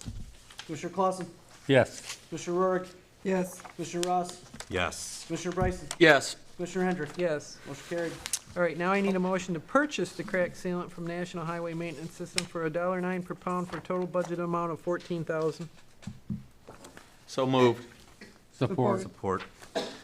Got lots of support there. Do you want to make an addendum that we limit it to 14,000? Yeah, Yeah. you can do You can that. make it Not to exceed. Not to exceed Not to exceed. 14,000. That's fine. Can't exceed it, that's all I got budgeted. Yeah. Still support, Bill? Yes. All right, any other questions? Not roll call vote? Yeah. Roll call. Yeah, Ready? please. Sorry. Commissioner Clausen, Yes. Commissioner Rohr, Yes. Commissioner Ross, Yes. Commissioner Bryson, Yes. Commissioner Hendrick, Yes. Commissioner Hillfrank. Yes. Motion carried. All right, moving on here, 12F, we're gonna have a Can I have your discussion. attention, please, for Oh. a few minutes? I gotta give you an update at what's going on at the wastewater treatment plant. Uh-oh. Yeah. We lost one of our main influent pumps, which is the big screw pumps you see on the outside. I went to Jim, told Jim what was going on. We had to get emergency bypass pumping in there. If we didn't have it this weekend, we'd been done. I had a quote, it had to replace the screw pump. First quote came in at $475,000. 470. Yes. Right now, I have Kennedy Pump coming in to give me a quote. I'm putting 2 flight pumps in that will do equal amount of 2 of the screw pumps. I'm hoping it's gonna be half the price, but this is ASAP. I have to get this done. So if these flight pumps come in $150,000, $100,000 cheaper, I'm gonna go to Jim and we're gonna get it done. Because right now, we're gonna be paying $11,000 a month for bypass pumping until this is done. Didn't you have trouble with one of those screw pumps before? Yes, that was about 20 years ago. Okay. We've had money in the budget to repair them, maintenance for the last couple of years, and We're gonna need to do it. it's been taken out. I got money in the budget this year to do the other one when we get this one fixed. So, if it's gonna be cheaper to put 2 more pumps in, I may come to you and ask you for another $25,000 to get rid of the screw pumps, to have 4 pumps in there, and we'll be safe. Okay. So again, this is 2 pumps to replace 1, so Yeah, there's some Eagle's gonna make redundancy me- too, and No matter what I do, Eagles are gonna make me put 2 pumps in. So Oh, I- gotcha, okay, Might as well okay. design it right now with 2 pumps. Sure. Yeah. This is gonna take anywhere from 8 to 12 weeks, we're hoping. To get, because we have to do a design, cabinet building, electrical, Eagle permits, and so. So I already asked for a budget amendment for $36,000, and we might have to do another one come July. Gotta fix it. I mean, there's Okay. no ifs, ands, or buts, so. Yep, we got money in our, ready to serve sanitary to help cover the cost. So we got the money to cover it, so that's a good thing. And the good thing is the one to replace next budget year is in the budget, and we'll be presenting to you a balanced budget with that already in there. So, Okay. good news, good news. All right. Okay? Thanks for the input. And I will keep you So- updated on what's going on. Mike, if it happens and you have to spend the money, bring it back to the commissioners to be ratified after the fact. Oh, I will. Yep, definitely. okay, I'll have a quote, I'll have all the quotes probably by the time we meet for budget. yeah. Okay, Open, yep, and then I'll tell you which direction we're gonna go. all right, Right. wonderful. Actually, you tell me. Yeah. All right, thanks, Mike. All righty, we're gonna go on to 12F, vacant building ordinance discussion. So, who'd like to start? You wanna start, Mike? You had a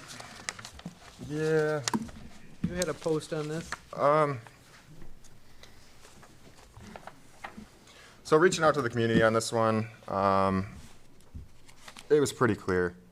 People don't care. Like as long as the building is upkept, there's not a mess outside and things are safe, it's the business owner's right to hold on to that building without punishment. I do personally think the one building with the white windows painted has been a problem for a long time.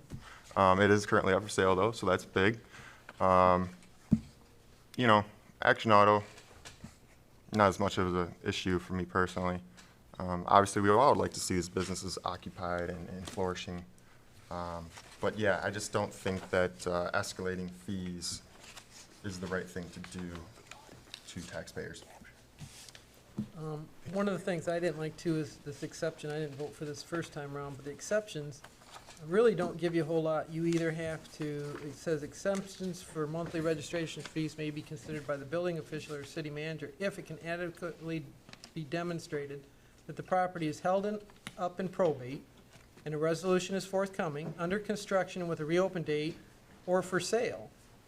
So that forces a person who has a building that one of those 3 items, and if they don't do it, then we're kind of going after them. I mean, I just think this isn't helping us with the businesses and the people. I'm hearing a lot of feedback from it too. People are not happy about this particular one. We have ordinances and the blight and all the other things that covers most of the stuff. And to continue to charge people for some of this stuff, I mean, we need to go through all of our fees actually and start looking at them, not just this one. So, and this is a lot of extra work on our people too, to go through it. Do we even have a list of what's currently on this? Vacant buildings, I do. I have 24 currently vacant. So 24, they're all paying now? They have to pay? They do, but I don't have those numbers of who's not paying and who's not. Okay. That's including homes, correct? It's got it, right? No, I just had Michelle pull me numbers for vacant buildings for businesses. Businesses? Yeah. Well, there's a remedy for that through the property maintenance code. And there's a whole list. It says in the property maintenance code what you do, and you can take them to court. It ain't gonna do any good. Just find somebody, you take them to court and let the courts take care of it. Yeah, I just think it's extra work. It's creating a lot of problems with people. It's forcing people to have to do one of these 3 things, which I know when we talked about the first time, I said, oh, no, we can have, well, these exceptions, it doesn't give them much choice.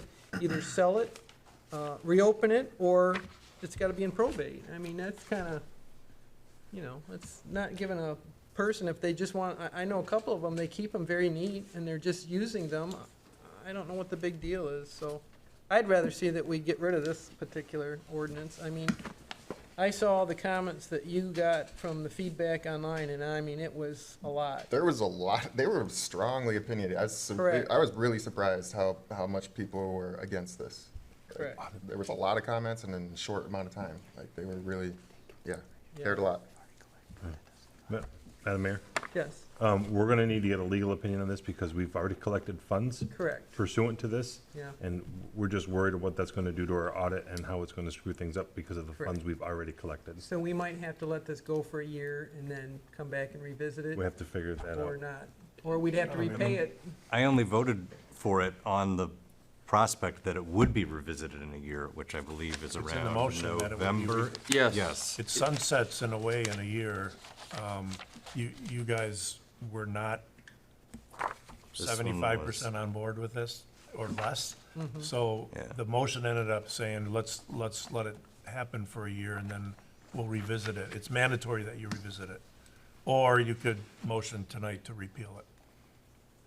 And then you have to go through a reading, and it's just like an ordinance process to repeal an ordinance. I mean, I would say let's do what we promised to do in the beginning, because it was, an interesting ordinance that, the way it was pitched, I thought it had a good spirit to it in terms of, like you said, the building with the white windows. But, again, if it's not being met with, or if it's being met with a lot of objections, that's fine, but again, we had built into it to do that, and I don't want to get us in any legal conundrums if we don't let that It would be a see natural, itself through. it would be natural to end it at the time that you set it for review. Right. So this will automatically, No, you'd still have to We'd take still it. have to vote still on have it, to but at take least it. it would sunset by virtue Do we know of when that date is? what we voted on. I don't have any idea. Well, the, The It enactment was date's on July. there. July 22. adopted, but it was effective, December. December 1st. So, So we'd go to December. So you go to the, you'd start looking at this at the end of November. But in the meantime, we're still gonna enforce it. and the- What does that even mean? a lot of angry people that are paying that will not I have think, to. Rita, the question is, though, some people already paid it. Right. Right. One of the things too, I'd like to point out, I know the building that you picked, one of the things I wanna point out on that building is that gentleman had beautiful plans to update that building. And this was several city managers ago. And, the city would not work with him on his plans, and so that's why it's sitting there. We gotta start working with some of these people, and, cause like I said, I saw the plans, he showed them to me, they were gorgeous. But he wanted to put a, like an awning piece out, and the city manager at the time, wouldn't talk to him, wouldn't deal with him, and so that's why actually it looks the way it does. That's allowed now by virtue of the nautical mile district. I know, Yeah. but that's what I'm saying, this guy had beautiful plans, it was gonna be nice, he was gonna have the upstairs done, business downstairs, and the city didn't work with the guy, and so now it's up for sale. But I mean, it's been like this, well, since Gaber was here, so that's been, probably close to 10 years. That it sat there, and it could have been a beautiful building. So we need to work with people, not do this to them and charge them with stuff because they didn't do their building. It wasn't his fault, he wanted to do it. 10 years later, we made the ordinance to make it possible. I mean, I'm not saying Yeah. too little, too late, but it's now, Well, it's for sale. Yeah, He's got it for sale. So, I think he's done with it and it's for sale, but I just think, in December, we need to come back to this and just. That's what we have to do. We have to revisit it then. I mean, that's what was initially established in it. And again, Bob mentioned we could get into some legal issues with all the people who have paid for it, going, oh, so I didn't need to do anything, that's. I'll just make sure Michelle doesn't send out new bills that will, go on into 2024. Right. Then nothing will be on December of '23. So we're not in a trick bag. Correct. If people have paid, And then and then December, it ends. and then December, this will be brought back up on our agenda and Correct. we'll go through that Yes. at that time. Okay, and again, we have the property maintenance code on that also. Then anybody that Of watches this abandoned meeting buildings. is just not gonna pay. Well, just so you know, I mean, I do believe it's a criminal not to pay. They can be charged a fine. Yeah, this isn't, like, the second offense is misdemeanor or Yeah, something? it's a misdemeanor not to pay the vacant That's building. insane. Which, I Oh mean, my God. I have That's insane. a hard time enforcing that, but that is the penalty. Yeah. I can't even believe you guys passed that. That's Yeah, insane. there's a lot Neither. about Really, that, guys? they don't like it. Yeah, If we're just forcing people out of town. yep. Alrighty, so we're done with that then? We can move on? All right, next one, the business license ordinance. So we added this one back on here. This one here, I've had a lot of complaints on about the cost too. Most communities are only charging you $30 to $40 for their business license fee. We charge $200 for the initial and $75 a year after that. And then it got moved to December, which made it harder for a lot of the businesses because at Christmas time, sometimes they don't have as much they liked the summertime. It really should be within the budget year, not the other year. So these need to be looked at to see if we can do this. Now, we can either do it tonight or we could do it at the budget meetings when we go through the fee schedule. You're in charge of the fee schedule, so your fees have to not be profitable. They just have to meet the expense incurred to carry out the service, plus a little bit of admin fee. Case law has said 25% admin fee is not unreasonable. So you're in charge of the fee schedule. You have to set the fee schedules based on the cost of the service. Okay. So when you go to change the fee schedule on this, you need to have the entity in front of you who implements this and what the What he costs are. charges per, Right, and what the costs are. correct, all right.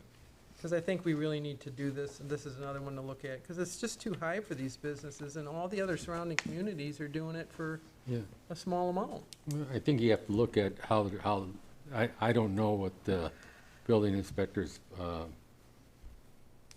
contract is, but when you start adding a fee of 75% of the building permit fee, because I know the state says you can't make any money, but that's a little high. Bill, I did issue a memo at your request that outlined his contract. I'm gonna read it. Do you have that? No, I haven't got it. Oh, this was probably 6-8 months ago. It outlined his contract. Well, 6-8 months ago, I finally got, Oh, your email was. yeah, Your email. somehow I was locked All out right. of all my emails I know. that came from here. I'll get you another one. I'll get you a different version of it. But it attached the contract and explained how he's paid. It was at your request. Yeah. I'll get it to you. Madam Mayor, may I add something? real quick? Correct, yes. So I had Michelle pull numbers on the business licenses, and out of 187 renewals and new business license applications received, only one entity was non-compliant Okay, out of 187. yeah, So we have a 99% compliance rate with what we currently have. yeah. So I just wanted those numbers for you. Yep. I think this was another one that we said we'd revisit in a year or two. Right. But as far as the fees, well, Your fees, you look at. the problem with this is if we change the date and the fees, we're gonna have to go 6 months like we did the last time to get it back in sync. Right. But you can address your fees at your budget. Correct. Okay. So, but I think they need to be addressed. That's, a lot of our fees are really high, and you look at the other communities, I've looked at St. Clair and Algonac and that, and they're $30-40. I think even Algonac, theirs was 60, but that was for 2 years.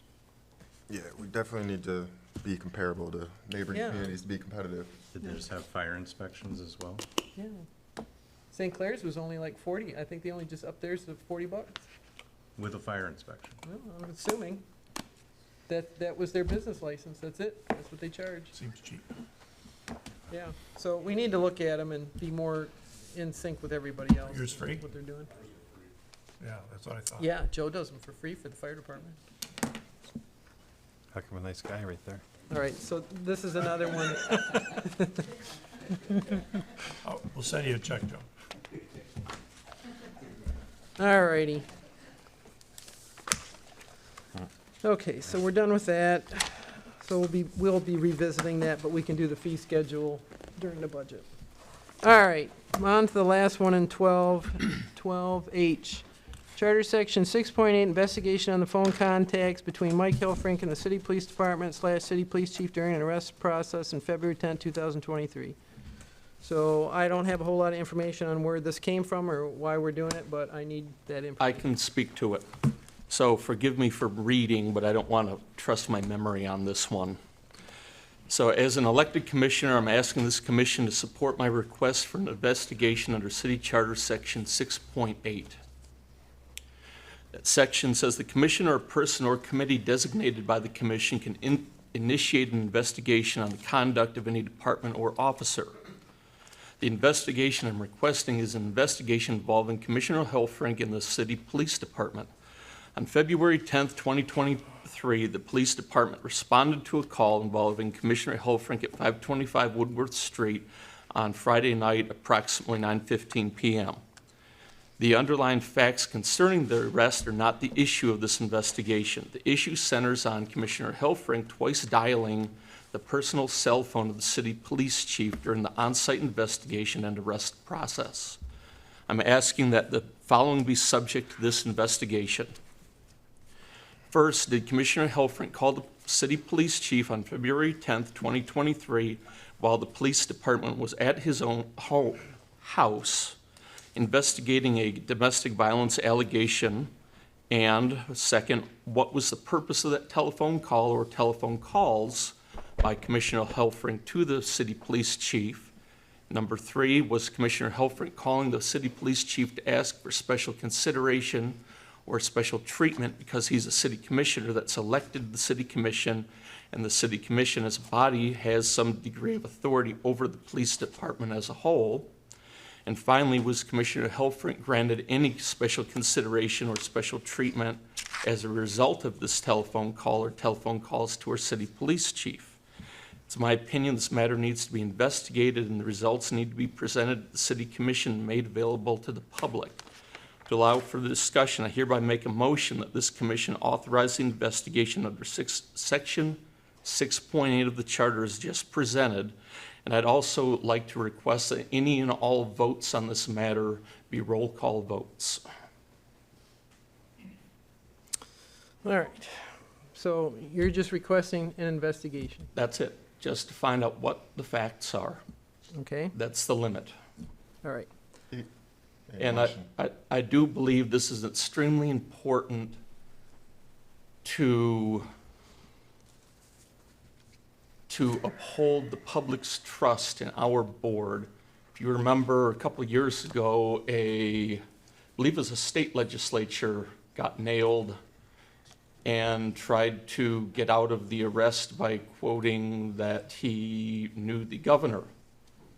And that didn't go well. It wound up on national news. It was all over the state news for a while, and it presents the image of there's a set of rules for the governing body and a set of rules for everyone else. So all I'm asking for is let's look and see what the facts are, and then we can figure out what, if anything, we have to do about it. Okay. There was a motion. Did anyone second it?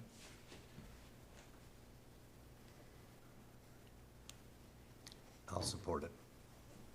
Okay, so now we have support. All right. I don't have a problem with that we conduct this and to do it properly. But what's interesting is that last year we had several issues similar to this, and nobody requested any investigation before, which should have been done. So I find this one interesting. But putting that aside, I don't have a problem with doing this. Do we have to do that first? And then we can... The way your charter is set up, you first have to determine if you want to do an investigation, Okay. and then the charter language says you can determine if the whole commission is going to do the investigation, or a person, or a committee. The charter language All right. speaks to that. Okay. So I guess I don't have a problem because I don't think there's any issues here. So I think this should solve this problem once and for all. But I think, again, we're going to do these things. We need to start doing them for everybody. There's been a lot of people that have been through here that have violated our charter and everything else, and nobody did anything about it. So anyway, I guess on that note, anybody have any discussion? Yeah, who's gonna do the investigation? We'll have to work that out after we I think decide that's a if we do separate it. issue, yeah. Okay. All right, then I guess we need a roll call vote.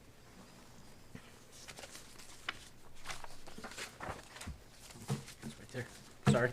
What exactly is being investigated again?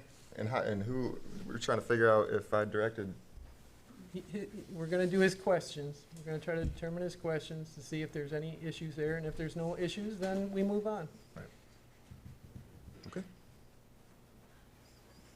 I just don't know, who are we asking? I mean, there's only two people that are We're not involved here, voting. we're both at this table, like, We're not in. what are we doing? Mike, we're not deciding who's gonna do it, we're just deciding if we're gonna do it. Correct. At this- And then you do another motion to say, What it is going to be who do you Who's want to? gonna do it? Right, beyond tonight. right. Correct. That's what I'm saying, we're both sitting at this table. Like, what else are we gonna investigate here? Whatever. I- Whose time are we gonna waste? But I don't understand. I mean, I have nothing to hide. I'm pretty sure. I mean, what are we doing? Okay, well, let's first see if everybody wants to do an investigation. And then we'll go from there. Well, I'm obviously abstaining, so. Okay. Okay. Yep, go. Commissioner Rourke, Yes. Commissioner Ross, Yes. Commissioner Bryson, Yes. Commissioner Hendrick, Yeah. Commissioner Hillfrank. I don't think I can vote. Yeah, there's Abstain.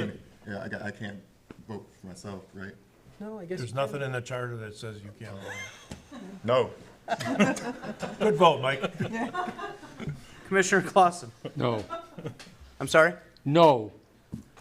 All right, so now, if we want to do this, I'd like to appoint 2 members of this commission to do this investigation so we can get this over with, if that's all right. And I'd like to appoint Bill Clausen and Commissioner Rory to do the investigation of all his things with the 2, unless you guys want to do it right here now. I mean, it's, I mean, this is just silly. It's just, Mike, that's not fair to you, Mike. what's not fair to me? To do, I don't care. I don't care if it's. I know, fair. so just, you No, know, let's do it. Let's go. What do we got to say about it? I don't care if it's in public, because I have nothing to hide. It's fine. well, So what are the questions, Jake? Ask him. Go ahead, he's right there. What's your question? no, this is not the way to do it. let's do it the one way, Mike, because it's going to come out as nothing, then it comes out as nothing. So let the Okay, 2 well, do his questions, and then can bring it back, and if there's nothing there, it gets recorded, and we can move on. like I said, and I will repeat it I again. understand that. The people that this is concerning are at this table. This is all a big Correct. waste of time, and it's just a joke. It really is at this point, and I don't think we should, the investigation, ask him. He's right there. Ask him whatever questions you want. It's not on our agenda to investigate tonight, so. What do you forgive mean? me. It says it right here. No, it doesn't. Investigation. Well, it does. It's just, look at, you've made a motion to do it, figure out who's gonna do it, and then let's get it done and behind us. So does anybody have any issues with Bill and Rita taking on this task? And I do. Let Jake do it. Why not? It's his questions, let him do it. Either way's fine with me. I think it's best that we pick 2 different people to do it. Okay. And that's, Like, that's fine.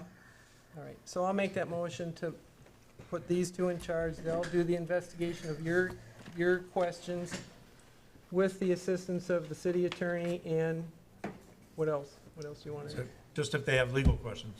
Yeah, for any legal questions, and we'll get this answered, we'll get it out of here, we'll get you cleared, and we can move on. I'll All right. support. All right. Can we have a roll call vote for that, too? One moment, just finishing the motion. Come on, You guys talk too fast for me, I'm sorry. It's late, It's got writer's cramp for all this. Plus it's 10:30. and I have a blister. it's past his bedtime.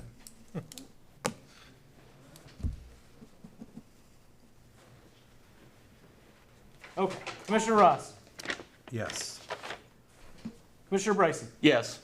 Commissioner Hendrick, Yes. Commissioner Hillfrank. No. Mike, this is just on who's appointed, not on the, you can still vote no, I'm just. Yeah. What was your response? No. Commissioner Clausen, Yes. Commissioner Royer? Yes. Motion carried. Okay, so they can meet, set something up, work with you, get this dang thing done. All right, let's go on to the city manager's report. In addition to taking a week off to go to Siesta Key, hit the reset button with the family and some friends and stuff, so came back, got to it. In the process of that, assisted with the interviews. I wasn't any part of the interview process, but the admin clerk, some guidance to Nicole and Scott, formalities to that process. Met with the city clerk applicant, meeting with this candidate on Monday to finalize some plans for that contract to be presented to you guys April 20th as well, with an anticipated start date if the contract is approved May 4th, May 4th, with the background check. Attended the zoning board and dangerous building last night. Learned today through Tracy that the city is currently deficient with the lack of a construction board of appeals. So that's something we're gonna need to get on board with, because he is being, who is that company? Who's? I'm not 100% sure. Joe, who was that? ISO, thank you. Tracy has ISO coming in for the building department and researching, or it's in our charter, the Construction Board of Appeals, and we don't have one. So to be compliant with ISO, we're gonna need to get on board with that.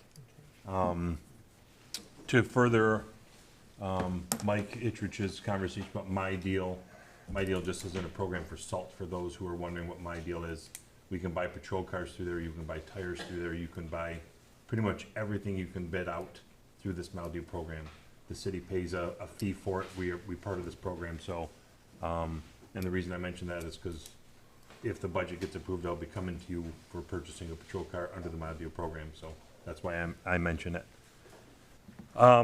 Mike, to go earlier, when you said rental housing, met with Tracy on this today. He said in order for us to effectively do the rental housing program, the city needs a resolution. Apparently, Mr. Davis has done an ordinance already. Has it been approved? No, I've tried to get this done 3 or 4 times. I've written the ordinance 3 times, but I don't think it's ever been adopted. Okay, so we need to get an adoption of the rental housing and then a resolution, so in essence, we can take full effect and start doing the rental housing inspections. Okay, why wasn't it adopted? Can we get a copy of it? Yeah, I mean, I I'll don't send you, have- I'll send you. It was voted down? No, I don't think it ever came to us. Oh, No, it never got off. We've been of it. asking for it, It and never I got- think there was issues with how the state, that's the No, garbage there- I got. There was no, those All were. right. So there's 2 things. Then there there's was two- no reason why Mike, we there's shouldn't 2 have things that are important in this process. Number 1 is the registration. It's real important for that guy over there and for the guy on my right to know where renters are. And in communities, small communities, tend to have people renting space where you might not know. And so we've had small cities where fire has responded and Darnell had some problems because they didn't know people were in that 3rd room. So registration is one component, inspection is another. None of these people should have to live in renter-unfriendly conditions. So, they put in it's not, Bill, it's not a complete inspection where you're looking at paint colors. It's the basic amenities that give a renter some degree of a safe living space. It's not an extension cord running from the other bedroom, to a makeshift heater. So it's 2 things. It's registration, knowledge. You need to know where these people are. And number 2, they need to have at least basic living conditions. So I've written it, I'll get it out and get it back on the table for you. Okay. So it just never made it to an agenda, basically? Yeah. So the inspection, you said basic living conditions. That's it, that's all, because, I mean, the main concern with this was blight, really. So when a renter takes full control, then you're into that. But a lot of what we're looking at is the rental of one room out of a structure, making sure that that room has proper outlets, has proper exits, has proper electrical, and then knowing that they're there. If it's a complete takeover, then they're subject to the other blight ordinance because they're in charge of the whole structure as a renter. Okay. So that wouldn't A take lot of- care of all these busted sidewalks in front of all the rentals? A or lot do of, anything with that? a lot of communities struggle on this one, Mike. This is because it is another entry into the home. Yeah. But, I mean, the landlord, if he wants to rent his place, has to. Right. Why don't you take a look at what we drafted before? And I know there's some guidance in the MML. There was some case law that grew out of Ohio 2 or 3 years ago that was very residential inspection because of the entry into the home. So the cure to that under the case law was to have, there has to be a process if you're denied entry. You can't just go in. So you have to have an ordinance that has a court proceeding for denied entry, that you get a court order and you show the exigent circumstances that require the court order. Yeah, that doesn't sound like. Take a look at it. Yeah, I'm gonna look at it a little bit more because it doesn't sound like that's gonna have the teeth that people kind of thought with rental inspections. Okay. Can I go back to the ISO? Where is that coming from? It's the insurance company. I don't, Tracy, It's an insurance company. I've worked with them in Algonac and other places. I no longer do them anymore because if you have part-time help, you can't get over a 5. Tracy just said he was questioning why the police department doesn't ever have these inspections. He said it's mandatory. Chief Lankster said the same thing, it's mandatory for the fire department, so I don't know anything about it because we've never had It's an one. insurance rating is what it is. Right. And they got a book of, like that, but if you're a 5, I mean, if you're a part-time, if you have part-time help, not a full-time staff, you can't get over a 5. It goes from 1 to 10. And I have so to it doesn't look at- change it doesn't even help with your insurance rating. Yeah. I don't use it anymore. The last thing I have is I do want to thank everybody for their patience. I know we've had people at the police department that have gone to a door that's been locked because Jason and I have been here dealing with city hall issues. So that, hopefully that's coming to an end here shortly. I do want to add Monday, both office workers, Michelle and Nicole, have taken the day off. So there's just Jason and I to be in 2 places. We're not sure what's going to happen yet Monday, so again, we thank you. If we're not here at the city hall, we'll be at the police department, we'll be at one of the 2 places. So, these were vacations that were planned prior to us getting in there. They've got a little calendar of the days that they take off. Unfortunately, they're both off on the same day, so, Jason and I will be running between here and the police department. So again, thank you to everybody for your patience and understanding, and we're almost back on track. That's all I have. Okay.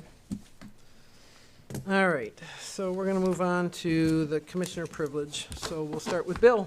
You got anything? Well, we already discussed the planning commission, that we made a recommendation to the board, and we took care of that. Don't have much else, except that I've explained to you why I don't use it anymore. I used it for probably 10 years, the ISO, but when I couldn't get, I kept getting more and more what they were asking for, and I still couldn't get over a 5. And finally, they said to me, well, you have a part-time community, part-time inspectors, so you can't get over a 5. So I've got books in my drawer right now that he sends me every year. For the last 2 years, I haven't done it. Otherwise, like I said, I'll find out how we do it in New Baltimore, but I have to sign every rental and every license for a business. and would they go in and do a new business, they go in and do a full inspection. But for just somebody opening up a business. So, but, well, hopefully the rain quits and the rivers quit swelling. And everybody's calling, why do I have water in my yard? So, that's all I've got. All right. Jacob? I'd just like to again thank everyone who has helped or helping or going to help with the grant proposal for 300 Broadway. I understand it's a huge amount of work, but thank you again, and just wish everyone a happy Easter. Mike? Yep, seconding that, thanking everybody that worked on that grant, everybody that came out and spoke on it. It was awesome to see that many people show up. If you did not get a chance to speak on it, you can message me on Facebook, you can email me, you can email any of us. Please, please, please reach out. Let us know what you think about, that grant and the money being used on Old City Hall. All of that, we need your opinions. And I want to say how awesome it is to see this board working together with those across the aisle. And, I think that's what it's all about. I think we just got to let bygones be bygones with the past and just, show each other respect and move towards what is best for this city. And that's when we all work together. We got a lot of dedicated, intelligent people in this community. But if they're not being listened to and they're being disrespected, that's really just doing a disservice to the whole city. So I really, really hope to see more cooperation. That's awesome. Likewise, want to thank all the people who came out for the grant, good or bad, and I look forward to working with Lisa and others on how to get this properly done, submitted as the best thing we possibly can. And likewise, ask the community for your feedback, input, and mostly, again, what this process is supposed to be about from the spirit of the grant's proposal is what do you, the community, want in a community center? So please, please, please reach out to us. I've always offered my phone number. It's on the website, my email, and have begged you to reach out to me. Please do. This is very important. It's a gem for our community. And happy Easter. Everybody have a great weekend. Rita? I'd just like to say that I was at the zoning board meeting last night, and we approved a variance for the old tag-along property. There's going to be an RV park in there. The new owner bought it. And we didn't hear any negative comments about the variance, so we voted to approve it. And then it's going to go to the Planning Commission next for their review. And then as soon as everything's approved, the gentleman came late to the meeting, but he said they're going to start as soon as they can. So that's a really good thing that. It was, I want to say it was 23.6. 27.6. 27, yeah, a variance on one side. And so. If you drive down M20 and you get like almost to New Baltimore, there's By Beathwee Road. There's an RV park called North Point Shores. Yeah. He's kind of trying to take that model and recreate it. It's a really nice one. And I stayed at North Point Shores. I booked it for a night at the beginning of last camping season, and I left there October 14th. So It is really nice. I when really Sister liked it stays there. Yeah, it's really nice. So it looks like, if you can look at the plans, it looks like a similar Yeah. park. So it looks like it's going to be really nice. So You'll attract high-end yeah, RVs. yeah. So it's a good new business. Okay. Right, and happy Easter. All right. I'm last, and then we can get out of here. One thing I want to say is I don't want anybody to ever feel that they can't come to these meetings and speak, or you can't go to any other communities' meetings and speak. It's perfectly legit. You do not have to live in the community. You do not have to live in the area. But you have a right to speak at any meeting in any community anytime you want. There's no rule against that. You can't tell people, I mean, we had a lot of people here that I know, they don't live here, and they were speaking tonight. It's perfectly legit. You cannot do that to people. You have to make sure that everybody feels the need that they can come to these meetings, whether they live here or not, and speak their piece. So nobody should be getting up there and telling them otherwise, because it's not the law. I also want to know, people need to, the grant that we're doing is for a community space, not necessarily a community center. So they're looking at all sorts of things, farmers markets and playgrounds and the whole bit. So that's kind of what we're looking at. So if you have ideas for what you want in some of these parks, please send all the information to us so that we have that information and we can incorporate it in there. It's just a shame that we couldn't have started this process early, and we're running out of time here. I want to wish everybody a happy Easter also, and I need a motion to adjourn. So moved.